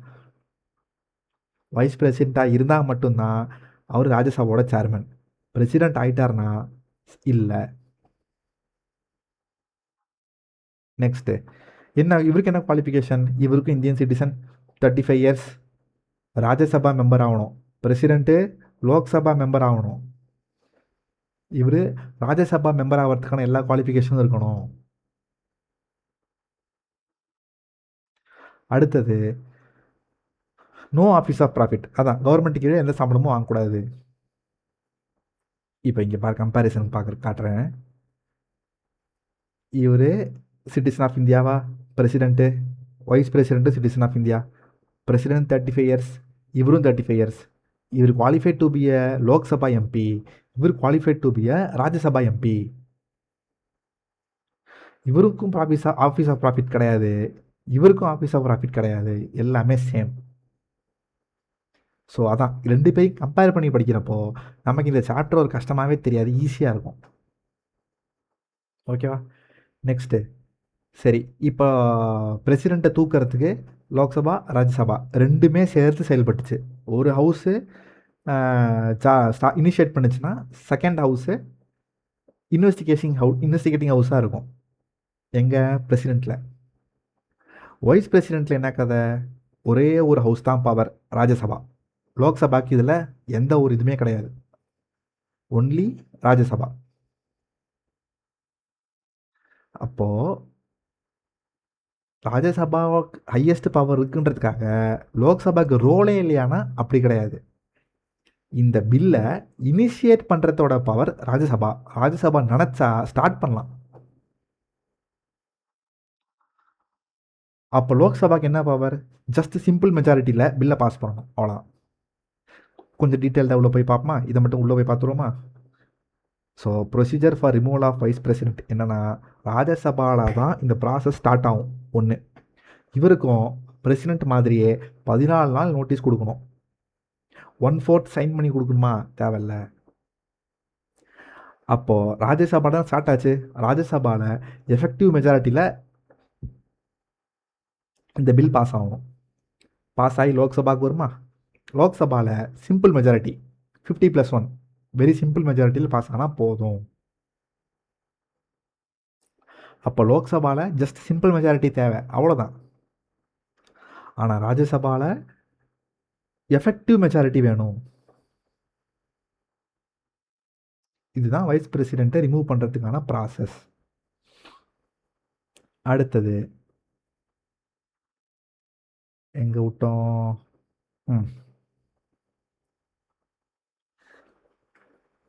இப்போது பிரசிடெண்ட்டு சீட்டில் இல்லைன்னா எத்தனை மாதம் சொன்னோம்? 6 மாதத்துக்குள்ளே அடுத்த பிரசிடெண்ட்டை எலெக்ஷன் வச்சு எடுத்தே ஆகணும்.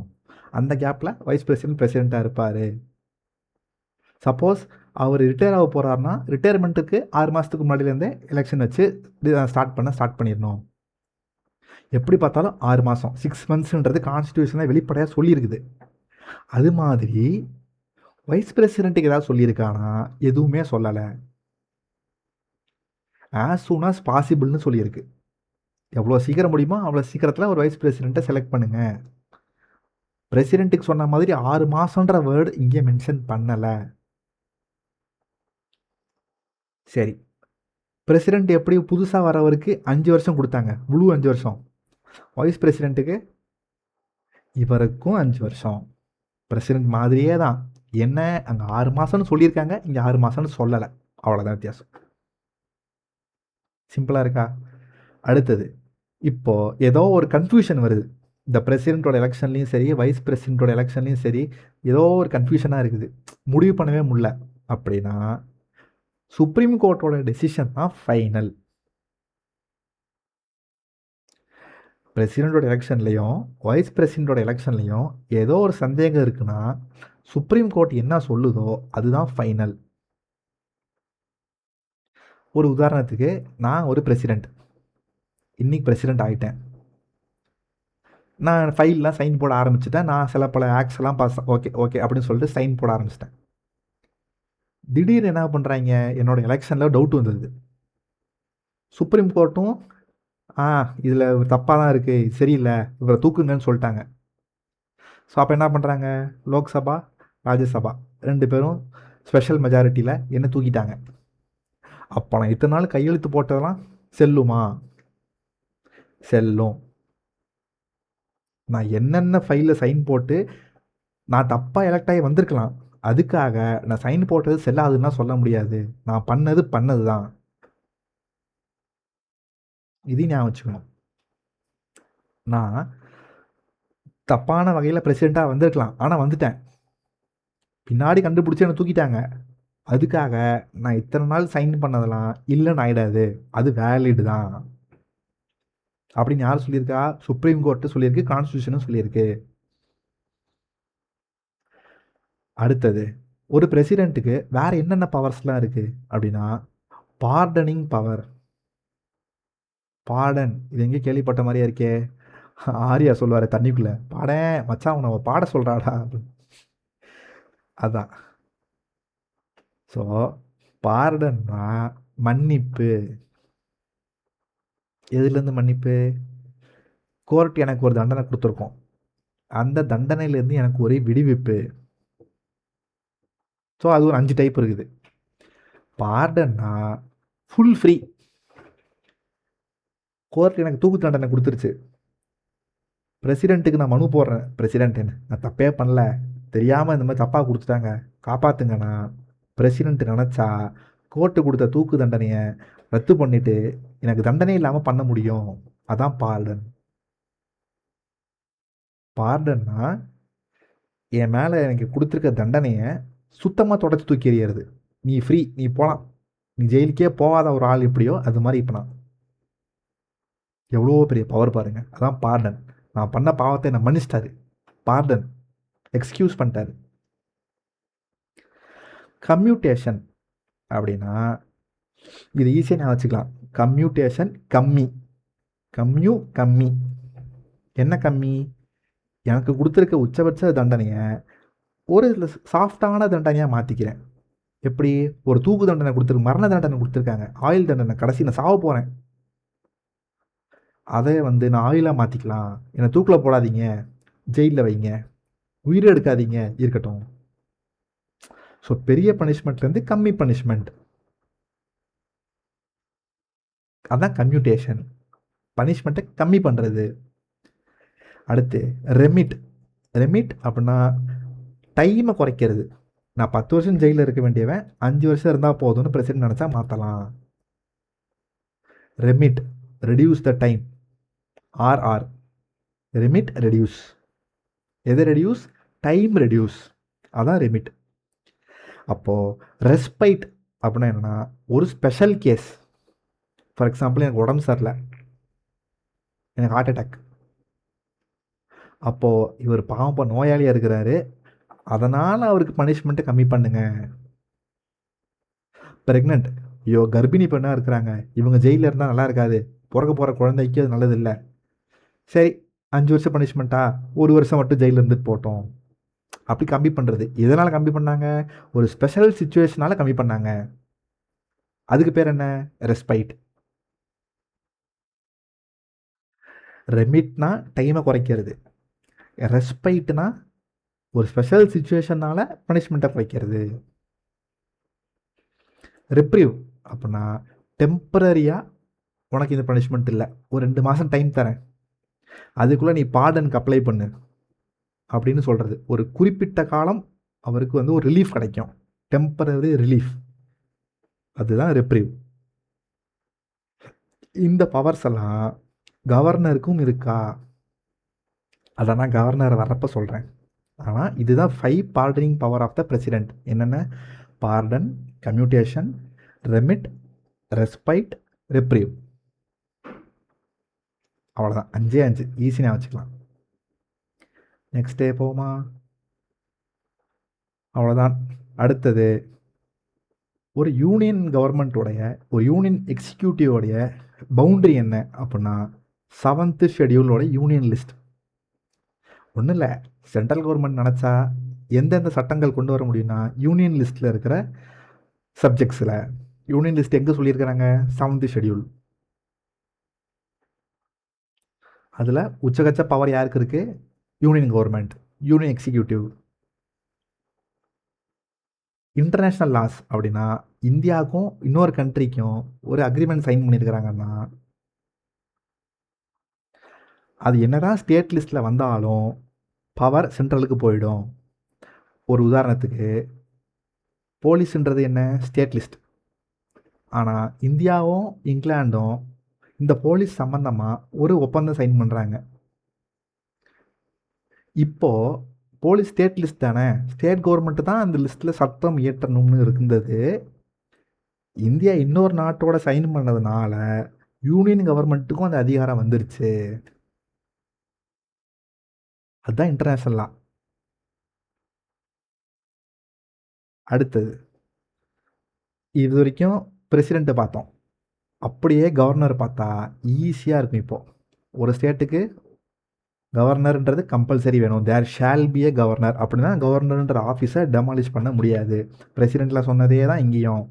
பிரசிடெண்ட் எப்படி நாமினல் ஹெட் ஆஃப் த ஸ்டேட்டோ, கவர்னர்ன்றவர் nominal head of the state government. அவர் யூனியன் சைடு, இவர் ஸ்டேட் சைடு, 2 பேரும் பேரலாக வந்துகிட்டே இருப்பாங்க. ஒரு பிரசிடெண்ட், இந்தியாவுக்குன்னு ஒரு பிரசிடெண்ட். கவர்னர் எப்படி? மல்டிபிள் ஸ்டேட்டுக்கு ஒரு கவர்னர் இருக்கலாம். இல்லை, ஒரு ஸ்டேட் ஒரு கவர்மெண்ட்டுக்கு, ஒரு யூனியன் டெரிட்டரிக்கு ஒரு கவர்னர் இருக்கலாம். அப்போது இந்தியாவுக்குன்னு ஒரு பிரசிடெண்ட் தான், ஆனால் மல்டிபிள் ஸ்டேட்ஸுக்கு ஒரு கவர்னர் இருக்கலாம். ஒரு ஸ்டேட்டுக்கு மல்டிபிள் கவர்னர் இருக்க முடியுமா? முடியாது. இப்போது கரண்ட் சுச்சுவேஷனே வருவோம். கேரளா கவர்னர் தான் தமிழ்நாட்டுக்கும் கவர்னர், அடிஷ்னல் டியூட்டி. அவர் இங்கே விஜய்க்கு பதவி பிரமாணம் பண்ணி வச்சுட்டு கேரளா போயிட்டார், திருப்பி வருவார். இதுக்கு முன்னாடி இருந்தாங்க, தமிழிசை இருந்தாங்க, தமிழ்நாட்டுக்கும் அவங்க தான், சாரி தெலுங்கானாக்கும் அவங்க தான், பாண்டிச்சேரிக்கும் அவங்க தான். ஒரு ஸ்டேட்டு பார்த்தாங்க, ஒரு யூனியன் டெரிட்டரி பார்த்தாங்க. இப்போ இவர் 2 ஸ்டேட்டையும் பார்க்குறாரு. அப்போது ஒரு governor 1 state or more than 1 state or 1 state plus 1 UT எப்படி வேணாலும் பார்க்கலாம். அடுத்து போமா? இப்போது executive power of the union அப்படின்னு என்ன சொன்னேன்? மத்திய நிர்வாக அதிகாரம் யார்கிட்ட இருந்தது? மத்தியம், பிரசிடெண்ட். அப்போ மாநில நிர்வாக அதிகாரம் யார்கிட்ட இருக்குது? ஸ்டேட் எக்ஸிக்யூட்டிவ் பவர் யார்கிட்ட இருக்குது? கவர்னர். சரி, பிரசிடெண்ட் எப்படி எலெக்ட் பண்ணோம்? Electoral college. கவர்னர் எப்படி எலெக்ட் பண்ண போகிறோம்? யாரும் எலெக்டெல்லாம் பண்ணலை, பிரசிடெண்ட் டைரெக்டாக அப்பாயின்ட் பண்ணுவார். நீ தான் கவர்னர் அப்படின்னு சைன் போட்டு அப்பாயின்ட் பண்ணுவார். எலெக்ஷன் கிடையாது, பிரசிடெண்ட் அப்பாயிண்ட் பண்ணுவார், நோ எலெக்ஷன். ஆனால் பிரசிடெண்ட் அப்படி கிடையாது. President is indirectly elected by யார்? Electoral college. திருப்பி திருப்பி சொல்கிறேன்னு நினைக்காதீங்க, அப்போ தான் மண்டேல பதியும். அடுத்து, இவர் எப்படி 5 வருஷம்? கவர்னர் 5 வருஷம் தான் பொதுவாக. ஆனால் ஒரு பிரசிடெண்ட் நினச்சா போதும்பா நீ வந்துரு அப்படின்னு கூப்பிட்டுக்க முடியும். பிரசிடெண்ட், அப்போ அது இங்கிலீஷில் எப்படி சொல்கிறோம்? Governor stays at the pleasure of president. சரி, நீங்கள் என்ன தூக்குறது, நானே ரிசைன் பண்ணுறேன் அப்படின்னு பிரசிடெண்ட் கவர்னர் ரிசைன் பண்ணுறாருன்னா யார்கிட்ட கொடுக்கணும் அந்த லெட்டரை? கைப்பட எழுதி பிரசிடென்ட் கிட்ட கொடுக்கணும். ஏன்? ஏன்னா பிரசிடென்ட் தானே அப்பாயின்ட் பண்ணாரு. அப்போ பிரசிடென்ட் கிட்ட தான் கொடுக்கணும். ஒருவேளை பிரசிடென்ட் ரிசைன் பண்ணுறப்ப யார்கிட்ட கொடுத்தாரு? Vice president. அவரை ஓத் யார் அட்மினிஸ்டர் பண்ணுறது? Chief justice. அப்போ சீஃப் ஜஸ்டிஸ்கிட்ட கொடுத்தாரா? இல்லை. வைஸ் பிரசிடென்ட் கிட்ட தான் ரெசிக்னேஷன் லெட்டர் கொடுக்கணும். அப்போ கவர்னர் யார்கிட்ட கொடுக்கணும்? பிரசிடென்ட் கிட்ட கொடுக்கணும். ஏன்னா அவர் தான் அவரோட பாஸ், அவர் தான் அப்பாயின்ட் பண்ணார். சரி, ஒரு பிரசிடென்ட் நினச்சா ஒரு கவர்னரை ட்ரான்ஸ்ஃபர் பண்ண முடியுமானா முடியும். ஆனால் இஷ்டத்துக்குலாம் பண்ண, நீ பண்ணுறது எனக்கு பிடிக்கலப்பான்ட்டுலாம் பண்ண முடியாது. ஒரு காரணம் வேணும். அடுத்து பிரசிடென்ட் ஆகணும்னா என்னென்ன சரி, கவர்னர் ஆகணும்னா என்னென்ன குவாலிஃபிகேஷன்? நான் ஒரு சிட்டிசன் ஆஃப் இந்தியாவாக இருக்கணும். நான் 35 வயசு எனக்கு மினிமம் ஆகிருக்கணும். பிரசிடென்ட்டுக்கு என்ன சொன்னேன்? Citizen of India 35. 2 சேமா? இதுவும் சேம் அதுவும் சேம். ஆனால் அங்கே எக்ஸ்ட்ரா 2 என்னது? லோக்சபா எம்பி ஆகணும். அது மட்டும் இல்லாமல் நோ ஆஃபீஸ் ஆஃப் ப்ராஃபிட். இங்கே அந்த 2மே கிடையாது.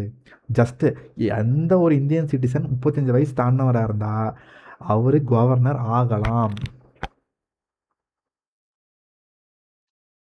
ஆனதுக்கப்புறம் அவர் ஒரு சப்போஸ் நான் ஒரு இப்போ இவங்க இருந்தாங்க, இல்லை அந்த எக்ஸாம்பிள் அப்புறம் சொல்கிறேன். இப்போது நான் ஒரு இந்தியன் சிட்டிசன், நான் ஒரு 35 வயசு தாண்டிருச்சு, நான் ஒரு எம்எல்ஏ, என்ன கவர்னர் ஆக்க முடியுமானா? நான் ஃபஸ்ட்டு எம்எல்ஏ பதவி ராஜினாமா பண்ணிட்டு வரணும், அப்புறம் என்ன கவர்னர் ஆக்குவாங்க. நான் எந்த ஒரு ஆஃபீஸ் ஆஃப் ப்ராஃபிட்டையும் ஹோல்ட் பண்ண முடியாது. இப்போது அவருக்கு எப்படி ராஷ்டிரபதி பவன்? யாருக்கு? பிரசிடெண்ட்டுக்கு. ரெண்டெல்லாம் கிடையாது, ஃப்ரீன்னு சொன்னேன். அப்போ கவர்னருக்கு ராஜ்பவன், ராஷ்டிரபதி பவன், ராஜ்பவன், ராஜ்நிவாஸ். இது இவருடைய தங்குமிடம். இதுக்கு அவருக்கு 2 சார்ஜ் பண்ணுவாங்களா? மாட்டாங்க, ஃப்ரீ. அதே மாதிரி பிரசிடென்ட்டுக்கு எப்படி அலவன்ஸ் வந்து ஃபஸ்ட்டு என்னவோ லாஸ்ட் வரைக்கும் அதான் இருந்துச்சோ, கவர்னருக்கும் அதே தான். முதல்ல அவருக்கு என்ன அலவன்ஸ் கொடுத்துருந்தாங்களோ, அவர் கடைசி நாள் ஆஃபீஸை விட்டு போகிற வரைக்கும் அதை குறைக்க முடியாது. சார், கவர்மெண்ட் கிட்ட காசு இல்லை, நான் உங்கள் காருக்கு பெட்ரோல் போடுறதுக்கு எங்கள்கிட்ட முடியாது, உங்களுக்கு கார் தர மாட்டோன்னு சொல்ல முடியாது. அடுத்தது, இப்போ கரண்ட் சுச்சுவேஷனே இருப்போம். 2 ஸ்டேட்டுக்கு ஒரு கவர்னர் இருக்காரா? அப்போ அவருக்கு 2 சம்பளம் வருமா? ஒரே கவர்னர் 2 ஸ்டேட்டில் வேலை பார்க்குறாருன்னா, இந்த ஸ்டேட்டுக்கு ஒரு கவர்னர் சம்பளம், இந்த ஸ்டேட்டுக்கு ஒரு கவர்னர் சம்பளம்னு வருமானா? வராது. ஒரு சம்பளம் தான். ஆனால் அதை 2 ஸ்டேட்டு ஷேர் பண்ணிக்கும். எப்படி ஷேர் பண்ணும்? 50-50யா பண்ணுமா? 30-70யா? 40-60யா? யார் முடிவு பண்ணுவா? பிரசிடென்ட். அப்போ பிரசிடென்ட் தான் ஒரு கவர்னரோட சம்பளத்தை 2 ஸ்டேட் என்ன விகுதியாக ஷேர் பண்ணிக்கணுன்றத சொல்லுவார். யார்? பிரசிடென்ட். அடுத்து அதான் ஒன்று படிச்சுட்டா அடுத்து ஈஸியாக இருக்கும். சரி, பிரசிடென்ட் யார் முன்னாடி ஓத்து எடுத்தார்? Chief justice of India. அவர் இல்லைன்னா senior most judge of supreme court. அப்போது கவர்னர் யார்? ஸ்டேட் லெவலில் வருவோம். Chief justice of high court. Chief justice of high court இல்லைன்னா அடுத்து யார்? Senior judge of high court. இவர் என்ன மாதிரி எடுத்துக்கிறாரு? To preserve, protect and defend the constitution of the law. பிரசிடென்ட்டுக்கு படித்தோமா? PPD, preserve, protect, defend. கவர்னருக்கும் அதே தான். அப்போது கவர்னருடைய ஓத்தும் பிரசிடென்ட்டோட ஓத்தும் சேம்.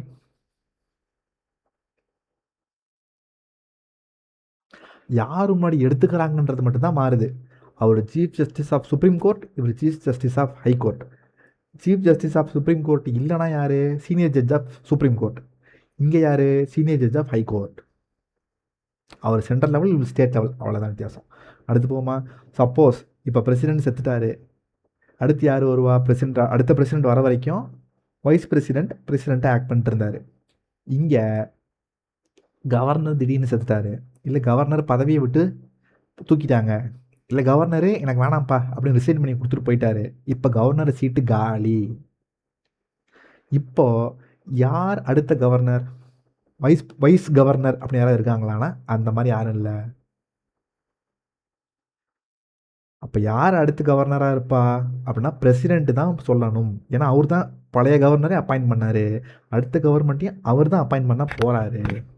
அப்போது இந்த இடைப்பட்ட கேப் இருக்கா, அடுத்த கவர்னர் வர வரைக்குமான கேப்பு, அதை யார் பொதுவாக ஃபில் பண்ணுவானா பக்கத்து ஸ்டேட் கவர்னர். அவர் ஃப்ரீயாக இல்லை. அப்போ யார், இப்போ தமிழ்நாடுனா தமிழ்நாட்டோடைய ஹைகோர்ட்டோட சீஃப் ஜஸ்டிஸ். இப்போ கவர்னர் சீட்டு காலியாக இருக்குது, அடுத்த கவர்னரை பிரசிடெண்ட் தான் செலக்ட் பண்ணணும். அவர் வர்றதுக்கான இந்த கேப்பை தற்காலிகமாக யார் ஃபில்லப் பண்ணுவானா, எய்தர் பக்கத்து ஸ்டேட்டு கவர்னர், அவங்க ஃப்ரீயாக இல்லைனா சீஃப் ஜஸ்டிஸ் ஆஃப் ஹைகோர்ட். அடுத்து பார்டனிங் பவர் ஆஃப் கவர்னர். கவர்னருக்கும் பார்டனிங் பவர் இருக்குது. பிரசிடெண்ட்டுக்கு எப்படி 5 சொன்னோம், pardon, commute, reprieve, respite, remit. அதே தான் கவர்னருக்கும். கவர்னராலையும் ஒரு தூக்கு தண்டனையை ரத்து பண்ணி நீ ஃப்ரீ போ அப்படின்னு சொல்ல முடியும். ஆனால் அந்த தூக்கு தண்டனை யார் கொடுத்துருக்கணும், ஸ்டேட் ஹைகோர்ட் கொடுத்துருக்கணும். சுப்ரீம் கோர்ட்டு கொடுத்த ஜட்ஜ்மெண்ட்டை இவரால் திருப்ப முடியாது. ஸ்டேட் ஹைகோர்ட் மரண தண்டனை கொடுத்துருந்தா இவரால் மாற்ற முடியும். பிரசிடெண்ட் எப்படி சுப்ரீம் கோர்ட்டு கொடுத்த மரண தண்டனையை மாற்ற முடியும். அடுத்து கம்யூட்டேஷன் கம்மி பண்ண முடியும், ரெமிட் டைமை குறைக்க முடியும், ரெஸ்பைட் ஒரு ஸ்பெஷல் சுச்சுவேஷனால் கொஞ்சம் நான் தண்டனையை கம்மி பண்ணிக்கிறேன்ப்பா, நீ 5 வருஷம்லாம் இல்லை 1 வருஷம் தான் போ அப்படி சொல்ல முடியும். ரெப்ரிவ் உனக்கு 2 மாதம் டைமு, அதுக்குள்ளே என்ன பண்ணுறியோ பண்ணிக்கோ அப்படின்னு ஒரு டெம்பரரி ரிலீஃப் கொடுக்க முடியும். ஆனால் இவங்க 2 பேருக்கும் சில பல எக்ஸப்ஷன்ஸ் இருக்குது. என்ன exception, president is the supreme commander of யார் யாருக்கு, ஆர்மி, நேவி, ஏர்ஃபோர்ஸ். அப்போது இந்த 3 மிலிட்ரி பர்சனுக்கும் மார்ஷியல் கோர்ட்டுன்னு ஒரு தனி கோர்ட் இருக்குது. இவங்க தப்பு பண்ணாங்கன்னா நம்மளை மாதிரி கிரிமினல் கோர்ட்லலாம் அவங்களுக்கு ஜட்ஜ்மெண்ட் ட்ரையல் நடக்காது. மிலிட்ரி பர்சன்ஸுக்குன்னு செப்பரேட்டாக ஒரு கோர்ட் இருக்குது. எந்த கோர்ட்டு பேர் என்ன, மார்ஷியல் கோர்ட். அந்த கோர்ட்டு இவர் பண்ணது தப்புப்பா அப்படின்னு சொல்லி ஒரு மரண தண்டனை கொடுக்குதுன்னா அதை யாரால் ரிவர்ஸ் பண்ண முடியும், பிரசிடென்ட். ஏன்னா அவர் தான் சுப்ரீம் கமாண்டர். கவர்னருக்கு இந்த அதிகாரம் இருக்கா, can governor pardon martial court judgment, முடியாது. பிரசிடென்ட்டுக்கு மட்டும்தான் ஆர்மி பர்சன்ஸுக்கு கொடுத்துருக்க ஜட்ஜ்மெண்ட்டை மாற்ற முடியும். சரி, மரண தண்டனையை பிரசிடெண்ட்டால் பார்டன் பண்ண முடியும். பார்டன் என்ன சொன்னேன், ஃபுல் ஃப்ரீ. கவர்னரால் பண்ண முடியுமா, முடியாது. ஆயுள் தண்டனை கிடச்சிதுன்னா கவர்னர் நினச்சா உனக்கு தண்டனை இல்லை போப்பா அப்படின்னு சொல்ல முடியும்.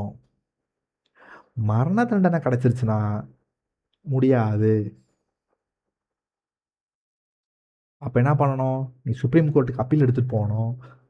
சுப்ரீம் கோர்ட்டுக்கு போயிடுச்சுன்னா அடுத்த பிரசிடென்ட் உள்ள வந்துடலாம். அப்போது president can pardon a death sentence, governor cannot pardon a death sentence. மற்றதெல்லாம் பார்டன் பண்ணலாம், ஆயுள் தண்டனையா ஃப்ரீ, கவலையப்படாத வெளியே போ, உனக்கு தண்டனையே கிடையாது அப்படின்னு சொல்லி அனுப்ப முடியும். மரண தண்டனையை பிரசிடென்ட்டால் மட்டும்தான் பார்டன் பண்ண முடியும். திருப்பி சொல்கிறேன், மரண தண்டனையை பிரசிடென்ட்டால் மட்டும்தான் ரிவர்ஸ் பண்ண முடியும். நெக்ஸ்ட்டு இவங்க 2 பேருமே அவங்களே நினச்சி சரி இவனை ரிலீஸ் பண்ணி விட்ருவோம் நாளைக்கு அப்படின்னு அவங்களா முடிவெடுக்க முடியுமா, பிரசிடெண்ட் ஆகட்டும் கவர்னர் ஆகட்டும். அவங்க யாரோடைய இன்ஃப்ளூயன்ஸும் இல்லாமல் தன்னந்தனியாக முடிவெடுத்து சுப்ரீம் கோர்ட்டாலையும் ஹைகோர்ட்டாலையும் தண்டிக்கப்பட்ட ஒருவரை ஜட்ஜ்மெண்ட்டே உனக்கு பனிஷ்மெண்ட்டே இல்லை போப்பா அப்படின்னு சொல்ல முடியுமா, அப்படின்னா அவங்களால டைரெக்டாக பண்ண முடியாது. அப்புறம் கவுன்சில் ஆஃப் மினிஸ்டர்ஸ், மந்திரி குழு, அதில் யார் இருப்பா, chief minister and his ministers. இவங்க கவர்னர் கிட்ட சொல்லணும், கவர்னர் சார், இவர் ரொம்ப நல்லவர், இவரை நீங்கள் வந்து பார்டன் பண்ணுங்க, இவரோட பனிஷ்மெண்ட்டை கம்மி பண்ணுங்க, ரொம்ப கஷ்டப்படுறாங்க, ரெஸ்பெக்ட் பண்ணுங்க அப்படின்னு கவர்னர்கிட்டையும் பிரசிடென்ட் கிட்டையும் யார் சொல்ல முடியும்?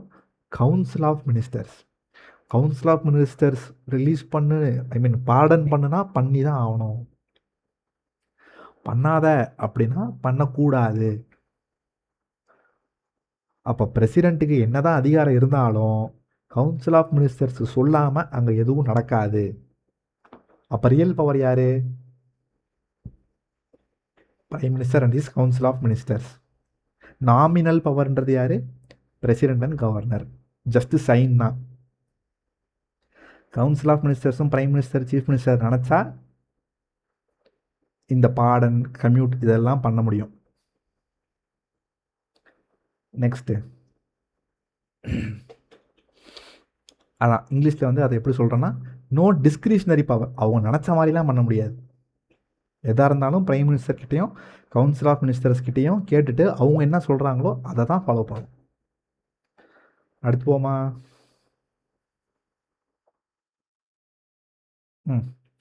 அடுத்து என்ன சொல்கிறாங்க? There shall be a council of minister seated by chief minister. அப்போ என்ன அர்த்தம்? சீஃப் மினிஸ்டரும் கவுன்சில் ஆஃப் மினிஸ்டர்ன்ற இந்த பதவிகளை அழிக்கவே முடியாது. Shall cannot be demolished. இப்போ சீஃப் மினிஸ்டரும் அவருடைய கவுன்சில் ஆஃப் மினிஸ்டர்ஸும் என்ன பண்ணுவாங்க? Advice the governor. கவர்னர் கிட்ட இதை பண்ணு இதை பண்ணாதன்னு சொல்லுவாங்க. கவர்னருக்கு 2 இடத்துல டிஸ்கிரிஷனரி பவர்ஸ், அவராக செயல்படுறதுக்கான அதிகாரம் 2 இடத்துல இருக்கு. இப்போ ரீசெண்டாக நம்ம தமிழ்நாடே எடுத்துப்போமே, விஜய ஆட்சி அமைக்க கவர்னர் தான் கூப்பிட்டாரு. கவர்னருக்கு யாராவது அட்வைஸ் பண்ணியிருப்பாங்களா? கவுன்சில் ஆஃப் மினிஸ்டர்ஸ் போய் சொல்லுவாங்களா? அப்படின்னா கவுன்சில் ஆஃப் மினிஸ்டர்ஸே இல்லையே.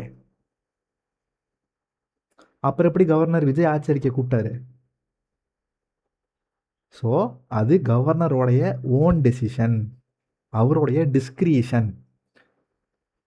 ஒரு சட்டசபையில் கிளியர் மெஜாரிட்டி இல்லாதப்போ அவர் நினச்சிருந்தா டிஎம்கே ப்ளஸ் ஏடிஎம்கே அலையன்ஸ்லேருந்து யாரையோ ஒருத்தரை கூப்பிட்டுருக்கு, நீங்கள் ஆட்சி அமைங்கன்னு சொல்லியிருக்கலாம். அவர் ஏன் விஜயை கரெக்டாக கூப்பிட்டாரு? Situational discretion. இந்த சிச்சுவேஷனில் அவராக ஒரு முடிவு எடுக்கிறார் யோசிச்சு. என்ன முடிவு வேணால் எடுத்துட முடியுமானா அப்படிலாம் இல்லை. Whatever decision he takes is subject to judicial review. அவர் என்ன முடித்தா, ஏதோ நான் என் இஷ்டத்துக்கு இருக்கிறதுலே கம்மியாக ஓட்டு வாங்கின ஒருத்தரை கூப்பிட்டு தம்பி நீங்கள் ஆட்சி அமைங்க அப்படின்னு சொல்ல முடியுமா? அப்போது ஆர்பிட்ரரியாக, அதாவது நம்ம நினச்ச மாதிரிலாம் இஷ்டப்போக்குக்கு டிஸ்கிரிஷனை எக்ஸசைஸ் பண்ண முடியாது. ஏன்? It is subjected to judicial review. இது ஒரு மாதிரியான ஒரு டிஸ்கிரிஷன். இன்னொரு மாதிரியான டிஸ்கிரிஷன் என்ன? பிரசிடென்ட் ரூல் கொண்டு வர்றது. ஜனாதிபதி ஆட்சி, பிரசிடென்ட் ரூல் இல்லையா? ஒரு பில்லை பிரசிடென்ட்டுக்கு ரிசர்வ் பண்ணுறது. அப்படின்னா நம்ம சட்டசபையில் எல்லாரும் சேர்ந்து ஒன்று டிசைட் பண்ணி ஒரு தீர்மானத்தை நிறைவேற்றுவோமா? அதில் கடைசியாக யார் கையெழுத்து போடணும்? கவர்னர். கவர்னர் நினச்சா இதை நான் கையெழுத்து போட மாட்டேன், நான் பிரசிடெண்ட்டுக்கு அனுப்புகிறேன் அப்படின்னு சொல்லி பிரசிடெண்ட்டுக்கு அனுப்புறதாகட்டும், இல்லை சைன் போடாமலே இருக்கிறதாகட்டும், இதெல்லாம் அவருடைய ஓன் டிஸ்கிரிஷன். அப்போ கவுன்சில் ஆஃப் மினிஸ்டர்ஸ் உள்ளே பூந்து இல்லை நீ பிரசிடெண்ட்டுக்கு தான் அனுப்பக்கூடாது, இல்லை நீ சைன் போட்டே ஆகணும் அப்படி சொல்ல முடியுமா? முடியாது. இந்த இடத்துல கவர்னர் இவங்க பேச்சை மீறி நடக்க முடியும். ஒரு 2 இடத்துல. ஒன்று கான்ஸ்டிடியூஷனல் டிஸ்கிரிஷன், அதாவது இந்த பில்லு ரிசர்வ் பண்ணி வைக்கிறது, பிரசிடென்ட் ரூல் கொண்டு வரது, இந்த மாதிரி மேட்ரு. இன்னொன்று சிச்சுவேஷனல் டிஸ்கிரிஷன். கவுன்சில் ஆஃப் மினிஸ்டர்ஸே இல்லை, ஒரு அசம்பிளி ஹங் அசம்பிளியாக இருக்குது, தொங்கு சட்டசபையாக இருக்குது. அந்த மாதிரி நேரத்தில் governor can exercise is own discretion. ஆனால் ரெண்டுமே சப்ஜெக்டட் டு ஜுடிஷியல் ரிவ்யூ. அவர் ரொம்ப நாள் சைன் போடாமல் இருக்கிறாருன்னா கோர்ட்டில் போய் அப்பீல் பண்ண முடியும். இவர் சம்மந்தமே இல்லாத ஒரு ஆளை ஆட்சி அமைக்க கூப்பிட்டாருன்னா அந்த தீர்ப்பையும் கோர்ட்டில் முறையீடு செய்ய முடியும். நெக்ஸ்ட்டு, இப்போது ஒரு சீஃப் மினிஸ்டர் யார் அப்பாயிண்ட் பண்ணுவா? கவர்னர். இப்போ விஜய்க்கு யார் பதவி பிரமாணம் பண்ணி வச்சா? கவர்னர். மந்திரிகளுக்கு யார் பண்ணி வச்சா? கவர்னர். அப்போது எத்தனை மந்திரி இருக்கலாம் தமிழ்நாட்டில்? ஒரு ஸ்டேட்டில் எத்தனை மந்திரி இருக்கலாம்னா 15% ஆஃப் த டோட்டல் ஸ்ட்ரென்த். எதோடைய டோட்டல் ஸ்ட்ரென்த்? லெஜிஸ்லேட்டிவ் அசம்பிளியோட டோட்டல் ஸ்ட்ரென்த். அப்போ 234ல் 15%, கிட்டத்தட்ட 30 பேர்கிட்ட மந்திரியாக இருக்கலாம். குறைஞ்சது எத்தனை பேர் இருக்கணும்? 12 பேர் இருக்கணும். குறைஞ்ச 12 பேர் மந்திரி இருக்கணும். மேக்ஸிமம் 15% தான் இருக்கணும். எதில் 15%? ஸ்டேட் லெஜிஸ்லேட்டிவ் அசம்பிளியோட மேக்ஸிமம் ஸ்ட்ரென்த்தில் 15%. அப்போ தமிழ்நாட்டில் 12 பேர்லேருந்து 30 பேர் மந்திரியாக இருக்கலாம். அப்போ மந்திரியை யார் தூக்குவாங்க பதவியை விட்டு? யார் அப்பாயிண்ட் பண்ணாங்களோ அவங்க தான் தூக்குவாங்க. அப்போ இந்த யார் மந்திரி அப்பாயிண்ட் பண்ணா? கவர்னர். அப்போ யார் தூக்குவா? கவர்னர். ஆனால் கவர்னராக நினச்சா தூக்கிட முடியுமா? முடியாது. சீஃப் மினிஸ்டர் சொல்லணும், இந்த பாருங்கள் கவர்னர் சார், புஷி ஆனந்த் சரியாக செயல்பட மாட்டாரு, எனக்கு இவர் பிடிக்கல, மாற்றிருங்க, நான் வேற ஒரு பேர் தரேன்னா கவர்னர் மாற்றிட்டுருவார். மாற்ற போகிறது கவர்னர். கவர்னராக வந்து என்ன விஜய், புஷி ஆனந்த் சரியாக செயல்பட மாட்டாரு, ஒரு மாற்றுங்க, அப்படி மாற்ற முடியுமா? முடியாது. சிஎம் போய் கவர்னர் கிட்ட சொன்னால் முடியும். அப்போ சிஎம் நினச்சா அவரோட மந்திரியை யாரை வேணால் மாற்றிக்கலாம். சரி, இப்போ ஒருத்தர் எம்எல்ஏவே இல்லை, அவர் மந்திரி ஆக முடியுமா? இப்போ நம்ம ஸ்டாலின் சார் இருக்கிறாரு, அவர் எம்எல்ஏவே இல்லை இந்த தடவை, அவரை மந்திரி ஆக்கணும். எப்படி ஆக்கலாம்? ஆக்க முடியுமா? முடியும். எப்படி அப்படின்னா, இப்போ அவரை மந்திரி ஆக்கிட்டாங்க எல்லாரும் சேர்ந்து ஓட்டு போட்டு, எங்கே ஓட்டு? அசம்பிளியில் ஓட்டு போட்டு மெஜாரிட்டி கொண்டு வந்து இவர் மந்திரிப்பா அப்படின்னு சொல்லி இன்னைக்கு சொல்கிறாங்கன்னா, இன்னிலிருந்து 6 மாதம் டைம், அவர் ஜெயிச்சு எம்எல்ஏவாக வரணும். திருப்பி சொல்கிறேன், ஸ்டாலின் சார் இருக்கிறாருன்னா அவர் ஃபஸ்ட்டு மந்திரி ஆக்கிடலாம். ஆக்கிட்டு 6 மாதம் டைம் உங்களுக்கு. இந்த 6 மாதம் டைமில் எம்எல்ஏ ஆகிட்டு வாங்க. இந்த 6 மாதம் டைமில் எம்எல்ஏ ஆக முடியலன்னா மந்திரி ஆனது காலி. He has to resign. சரி, இவங்க இப்போது பதவி ஏற்கிறதுக்கு முன்னாடி உறுதிமொழி எடுக்கணும். They should take oath. மொத்தம் 2 ஓத். விஜய் ஓத்தை பார்க்காம சொன்னாரா? 2வது ஓத்தை பார்த்து படித்தாரா? அது என்னது ஓத்து, அது என்ன 2 ஓத்து? ஏன் இவங்களுக்கு 2 அப்படின்னா, 1 ஓத் ஆஃப் ஆஃபீஸ், நான் என் கடமையை கரெக்டாக செய்வேன்ப்பான்றது. இன்னொன்று ஓத் ஆஃப் சீக்ரசி, ரகசிய எதையும் வெளியே சொல்ல மாட்டேன். ஏன்னா எல்லா டீட்டெயிலும் மந்திரிக்கு தான் தெரியும். ஒரு மந்திரி நினச்சா எங்கனால் இதெல்லாம் நடக்குது, இவ்வளோ டீட்டெயில்ஸ் இருக்குதுன்னு வெளியே சொல்ல முடியும் ஈஸியாக. அதான் நான் அந்த மாதிரிலாம் செய்ய மாட்டேன், எல்லாத்தையும் நான் இந்திய இதுக்காக ரகசியமாக வச்சுப்பேன், அப்போ தான் நாடு சேஃபாக இருக்கும், செக்யூராக இருக்கும். So 2 oath, oath of office, oath of secrecy. சரி, இப்போ எது பண்ணாலும் இவங்க எந்த சட்டம் கொண்டு வந்து என்னென்ன ஒர்க் பண்ணாலும், any executive work is taken in the name of governor. கவர்னரின் பெயரில் அரசாங்கம் நடத்தப்படும். அப்போ சென்ட்ரலில் யார்? பிரசிடெண்ட். ஸோ ஒன்று படித்தா ஒன்று ஈஸி. இப்போ அதே மாதிரி சென்ட்ரலுக்கு வருவோம். பிரைம் மினிஸ்டர் யார் அப்பாயிண்ட் பண்ணுவா? பிரசிடெண்ட். மற்ற மினிஸ்டர்ஸ் யார் அப்பாயிண்ட் பண்ணுவா? President on the advice of prime minister. Maximum strength எவ்வளோ? 15% ஆஃப் லோக்சபா. அங்கே இந்த மினிமம் 12 இருக்கா அப்படின்னா ஸ்க்ரீனில் காட்டுறேன், இங்கே பாருங்க, தெரியுதா? அவங்களுக்கு அந்த மாதிரி மினிமம் குவாலிஃபிகேஷன் அங்கே ஒன்றும் கிடையாது, மேக்ஸிமம் தான். அப்போ இந்த 12 பேர் மினிமம் இருக்கணுன்றது ஸ்டேட்டோடைய ரூல். சென்ட்ரலில் இந்த மாதிரி எதுவுமே கிடையாது. அப்போ சென்டரில் கிட்டத்தட்ட ஒரு 80 பேர்கிட்ட மினிஸ்டர் ஆக முடியும். ஏன்னா 550ல் 15 பேருன்றது கிட்டத்தட்ட ஒரு 80 75 அந்த மாதிரி வந்துடும். அடுத்து இங்கேயும் அதே மாதிரி தான். ஒரு எம்பியே இல்லாத ஒருவர் மினிஸ்டர் ஆக முடியுமா? முடியும். 6 மாதம் டைம், போய் எம்பி ஆகிட்டு வான்னு அனுப்பி விடுவாங்க. இவங்களுக்கும் 2 oath, office of oath, office சரி oath of office, oath of secrecy, அவ்வளோதான். அதே மாதிரி சென்ட்ரலில் எந்த ஒரு எக்ஸிக்யூட்டிவ் ஆக்ஷனாக இருந்தாலும் அது யார் பேரில் எடுப்பாங்க? பிரசிடெண்ட். ஸ்டேட்டில் எந்த ஒரு எக்ஸிக்யூட்டிவ் ஆக்ஷனாக இருந்தாலும் அது யார் பேரில் எடுப்பாங்க? கவர்னர். அடுத்தது இப்போது ஒரு ஏதோ ஒரு டிசிஷன் பண்ணுறாங்க, யார்? சீஃப் மினிஸ்டரும் அவரோட மினிஸ்டர்ஸும் சேர்ந்து என்ன டிசைட் பண்ணாலும் அது கவர்னர்கிட்ட சொல்லியே ஆகணும். சரி, ஒரு மந்திரி அவர் ஏதோ ஒன்று டிசைட் பண்ணுறாரு அப்படின்னா கவர்னர் நீ டிசைட் பண்ணதை மற்ற எல்லா மந்திரிகளுக்கும் சொல்லுப்பா, நீ மட்டும் சீக்கிரட்டாக வச்சுக்காதான்னு சொல்கிறதுக்கான அதிகாரம் இருக்குது. அப்போ சென்டரில் வரப்போ பிரைம் மினிஸ்டரும் அவருடைய மினிஸ்டர்ஸும் டிசைட் பண்ணுறத யார்கிட்ட சொல்லி ஆகணும்? பிரசிடெண்ட். அதே மாதிரி பிரசிடெண்ட் ஒரு மந்திரியை கூப்பிட்டு, தம்பி நீ இப்போ என்ன முடிவு பண்ணியிருக்கியோ அது மற்ற எல்லாருக்கிட்டையும் சேர்ந்து டிஸ்கஸ் பண்ணிவிட்டு அப்புறம் என்கிட்ட வான அனுப்புறதுக்கான பவர் யாருக்கு இருக்குது? பிரசிடெண்ட். ஸ்டேட் லெவலில் கவர்னர், சென்ட்ரல் லெவலில் பிரசிடெண்ட். அவ்வளோதான், சிம்பிளாக முடிஞ்சிருச்சா? இப்போ என்னென்ன பார்த்துருக்கோம்? President, governor, vice president, chief minister, council of ministers, prime minister, council of ministers,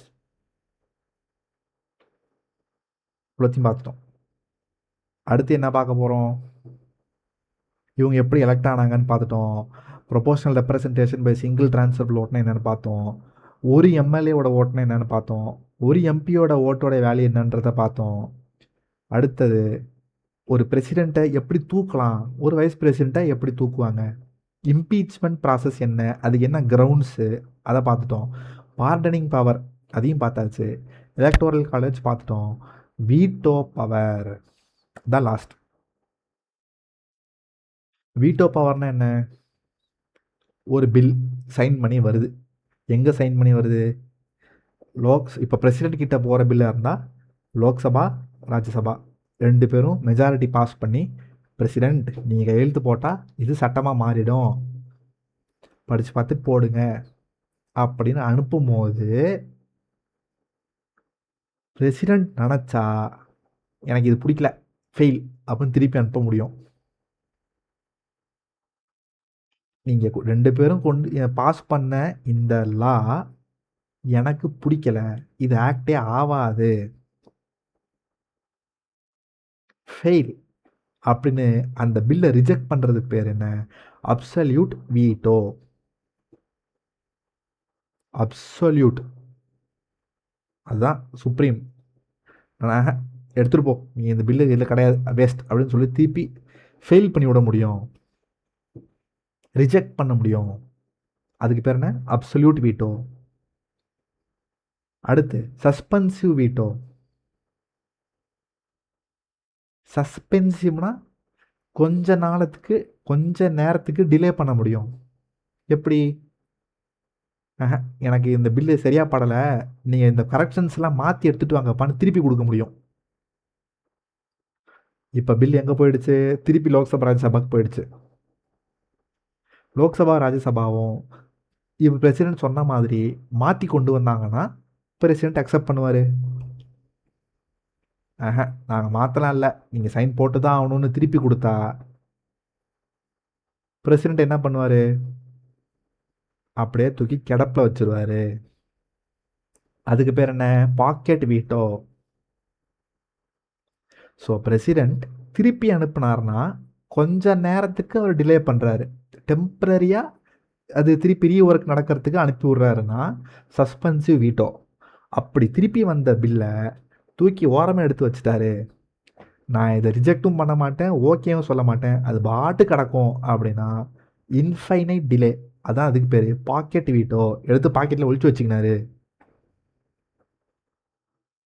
infinite delay, pocket veto. So both president, governor 2 பேருக்கும் இந்த அதிகாரம் உண்டு. அப்படி என்ன அர்த்தம்? ஒரு கவர்னர் நினச்சா ஒரு பில்லை ரிஜெக்ட் பண்ண முடியும், திருப்பி அனுப்ப முடியும். அப்படி திருப்பி வந்த பில்லை ஒழிச்சு வச்சுட்டு எனக்கு வரவே இல்லையேன்னு கண்ணை முடிக்க முடியும். Absolute suspensive pocket. ஆனால் கவர்னருக்கு அடிஷ்னலாக ஒரு பவர் இருக்குது. 4வது வீட்டோ ஒன்று இருக்குது. என்னன்னா, அவர் ஒரு பில்லை பிரசிடெண்ட்டுக்கு அனுப்பிவிடலாம். எனக்கு டவுட்டாக இருக்கு, எதுக்கும் நான் என் பாஸ்கிட்ட கேட்டு வரேன் அப்படின்னு சொல்லிட்டு. அவரோட பாஸ் யார்? கவர்னரோட பாஸு பிரசிடெண்ட். ஏன்னா யார்? அவர் தான் அப்பாயின்ட் பண்ணார்.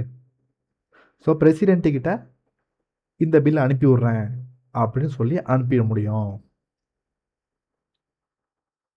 அது ஃபார் ஒரு எக்ஸாம்பிளுக்கு, ஏதோ ஒரு பில் ஹைகோர்ட்டோடைய பவரை டேமேஜ் பண்ணுற மாதிரி ஒரு பில் சட்டத்தில் நம்ம தமிழ்நாடு ஸ்டேட்டில் கொண்டு வராங்கன்னு வச்சுப்போம். கவர்னர் பார்க்குறாரு, என்னப்பா ஹைகோர்ட்டோட பவரை பாதிக்கு பாதி குறைக்கிறீங்க, எனக்கு மன சரியாக படலை, நான் பிரசிடெண்ட்டுக்கு அனுப்புகிறேன்னா அனுப்ப முடியும். பிரசிடெண்ட்டை திருப்பி என்ன பண்ணலாம்? அவருக்கு திருப்பி 3 வீட்டோ. இது செல்லுபடி ஆகுதுன்னு ரிஜெக்ட் பண்ணலாம். இல்லை ஸ்டேட் கவர்மெண்ட் திருப்பி கரெக்ட் பண்ணிட்டு வாங்கப்பா அப்படின்னு அனுப்பிச்சி விடலாம்.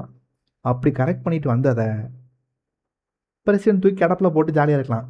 நான் ஆக்ஷன் எடுக்க மாட்டேன், நான் எனக்கு பிடிச்ச மாதிரி இது இல்லைப்பா அப்படின்னு சொல்லிட்டு ஜாலியாக இருக்கலாம். யாரும் கேள்வி கேட்க முடியாது. அதான் வீட்டோ பவர். இவ்வளோதான். 60 பேஜில் இருந்ததை மொத்தமாக இப்போ நம்ம முடிச்சு விட்டோம். சிம்பிளாக முடிஞ்சிருச்சா? 1 ஹவரில் முடிச்சிட்டோம். இது லக்ஷ்மிகாந்தில் படிச்சிங்கன்னா 2-3 நாள் ஆகும். நாளைக்கு பார்லிமெண்ட், அதாவது பார்லிமெண்ட்னா என்ன? லோக்சபா, ராஜ்யசபா, ஸ்டேட் லெஜிஸ்லேச்சர், இதெல்லாம் நாளைக்கு பார்லிமெண்ட்ரி குரூப்ஸு, இதெல்லாம் நாளைக்கு பார்ப்போம். அதுக்கப்புறம் என்ன இருக்குது மீதி? ஜுடிஷியரி இருக்குது. அதுக்கப்புறம் என்ன இருக்குது? லோக்கல் கவர்மெண்ட், அதாவது panchayat Raj, municipality, cooperative society, இதெல்லாம் இருக்குது. லாஸ்ட்டாக வந்து ஃபண்டமெண்டல் ரைட்ஸ், ஃபண்டமெண்டல் டியூட்டிஸ், அப்புறம் டிபிஎஸ்பி, கான்ஸ்டியூஷன், நான் கான்ஸ்டியூஷனல், ஃபியூ ஜட்ஜ்மெண்ட்ஸ், பொலிட்டிக்ஸ். இன்னும் ஒரு 7 டேஸில் மொத்த பாலிட்டியும் முடிக்க போகிறேன். இப்போது லக்ஷ்மிகாந்த் எடுத்து படிச்சிங்கன்னா நான் சொன்ன எல்லா பாயிண்ட்டும் இருக்கும், ஒரு பாயிண்ட் கூட மிஸ் ஆகிருக்காது. ஆனால் அவன் சொன்னதே திருப்பி திருப்பி சொல்லியிருப்பான். சப்போஸ் நான் இப்போ சொல்லாமல் விட்டதுனா அடுத்தடுத்த டாப்பிக்லேயே ஏதோ ஒரு இடத்துல கவர் ஆகிடும். எப்படி பார்த்தாலும் லக்ஷ்மிகாந்த் புக்கில் ஒரு வேர்டு விடாமல் நம்ம கவர் பண்ணியிருப்போம், நம்புங்க. சரியா? ஐயோ, சரி, எல்லோரும் போய் வீடியோ பார்த்துட்டு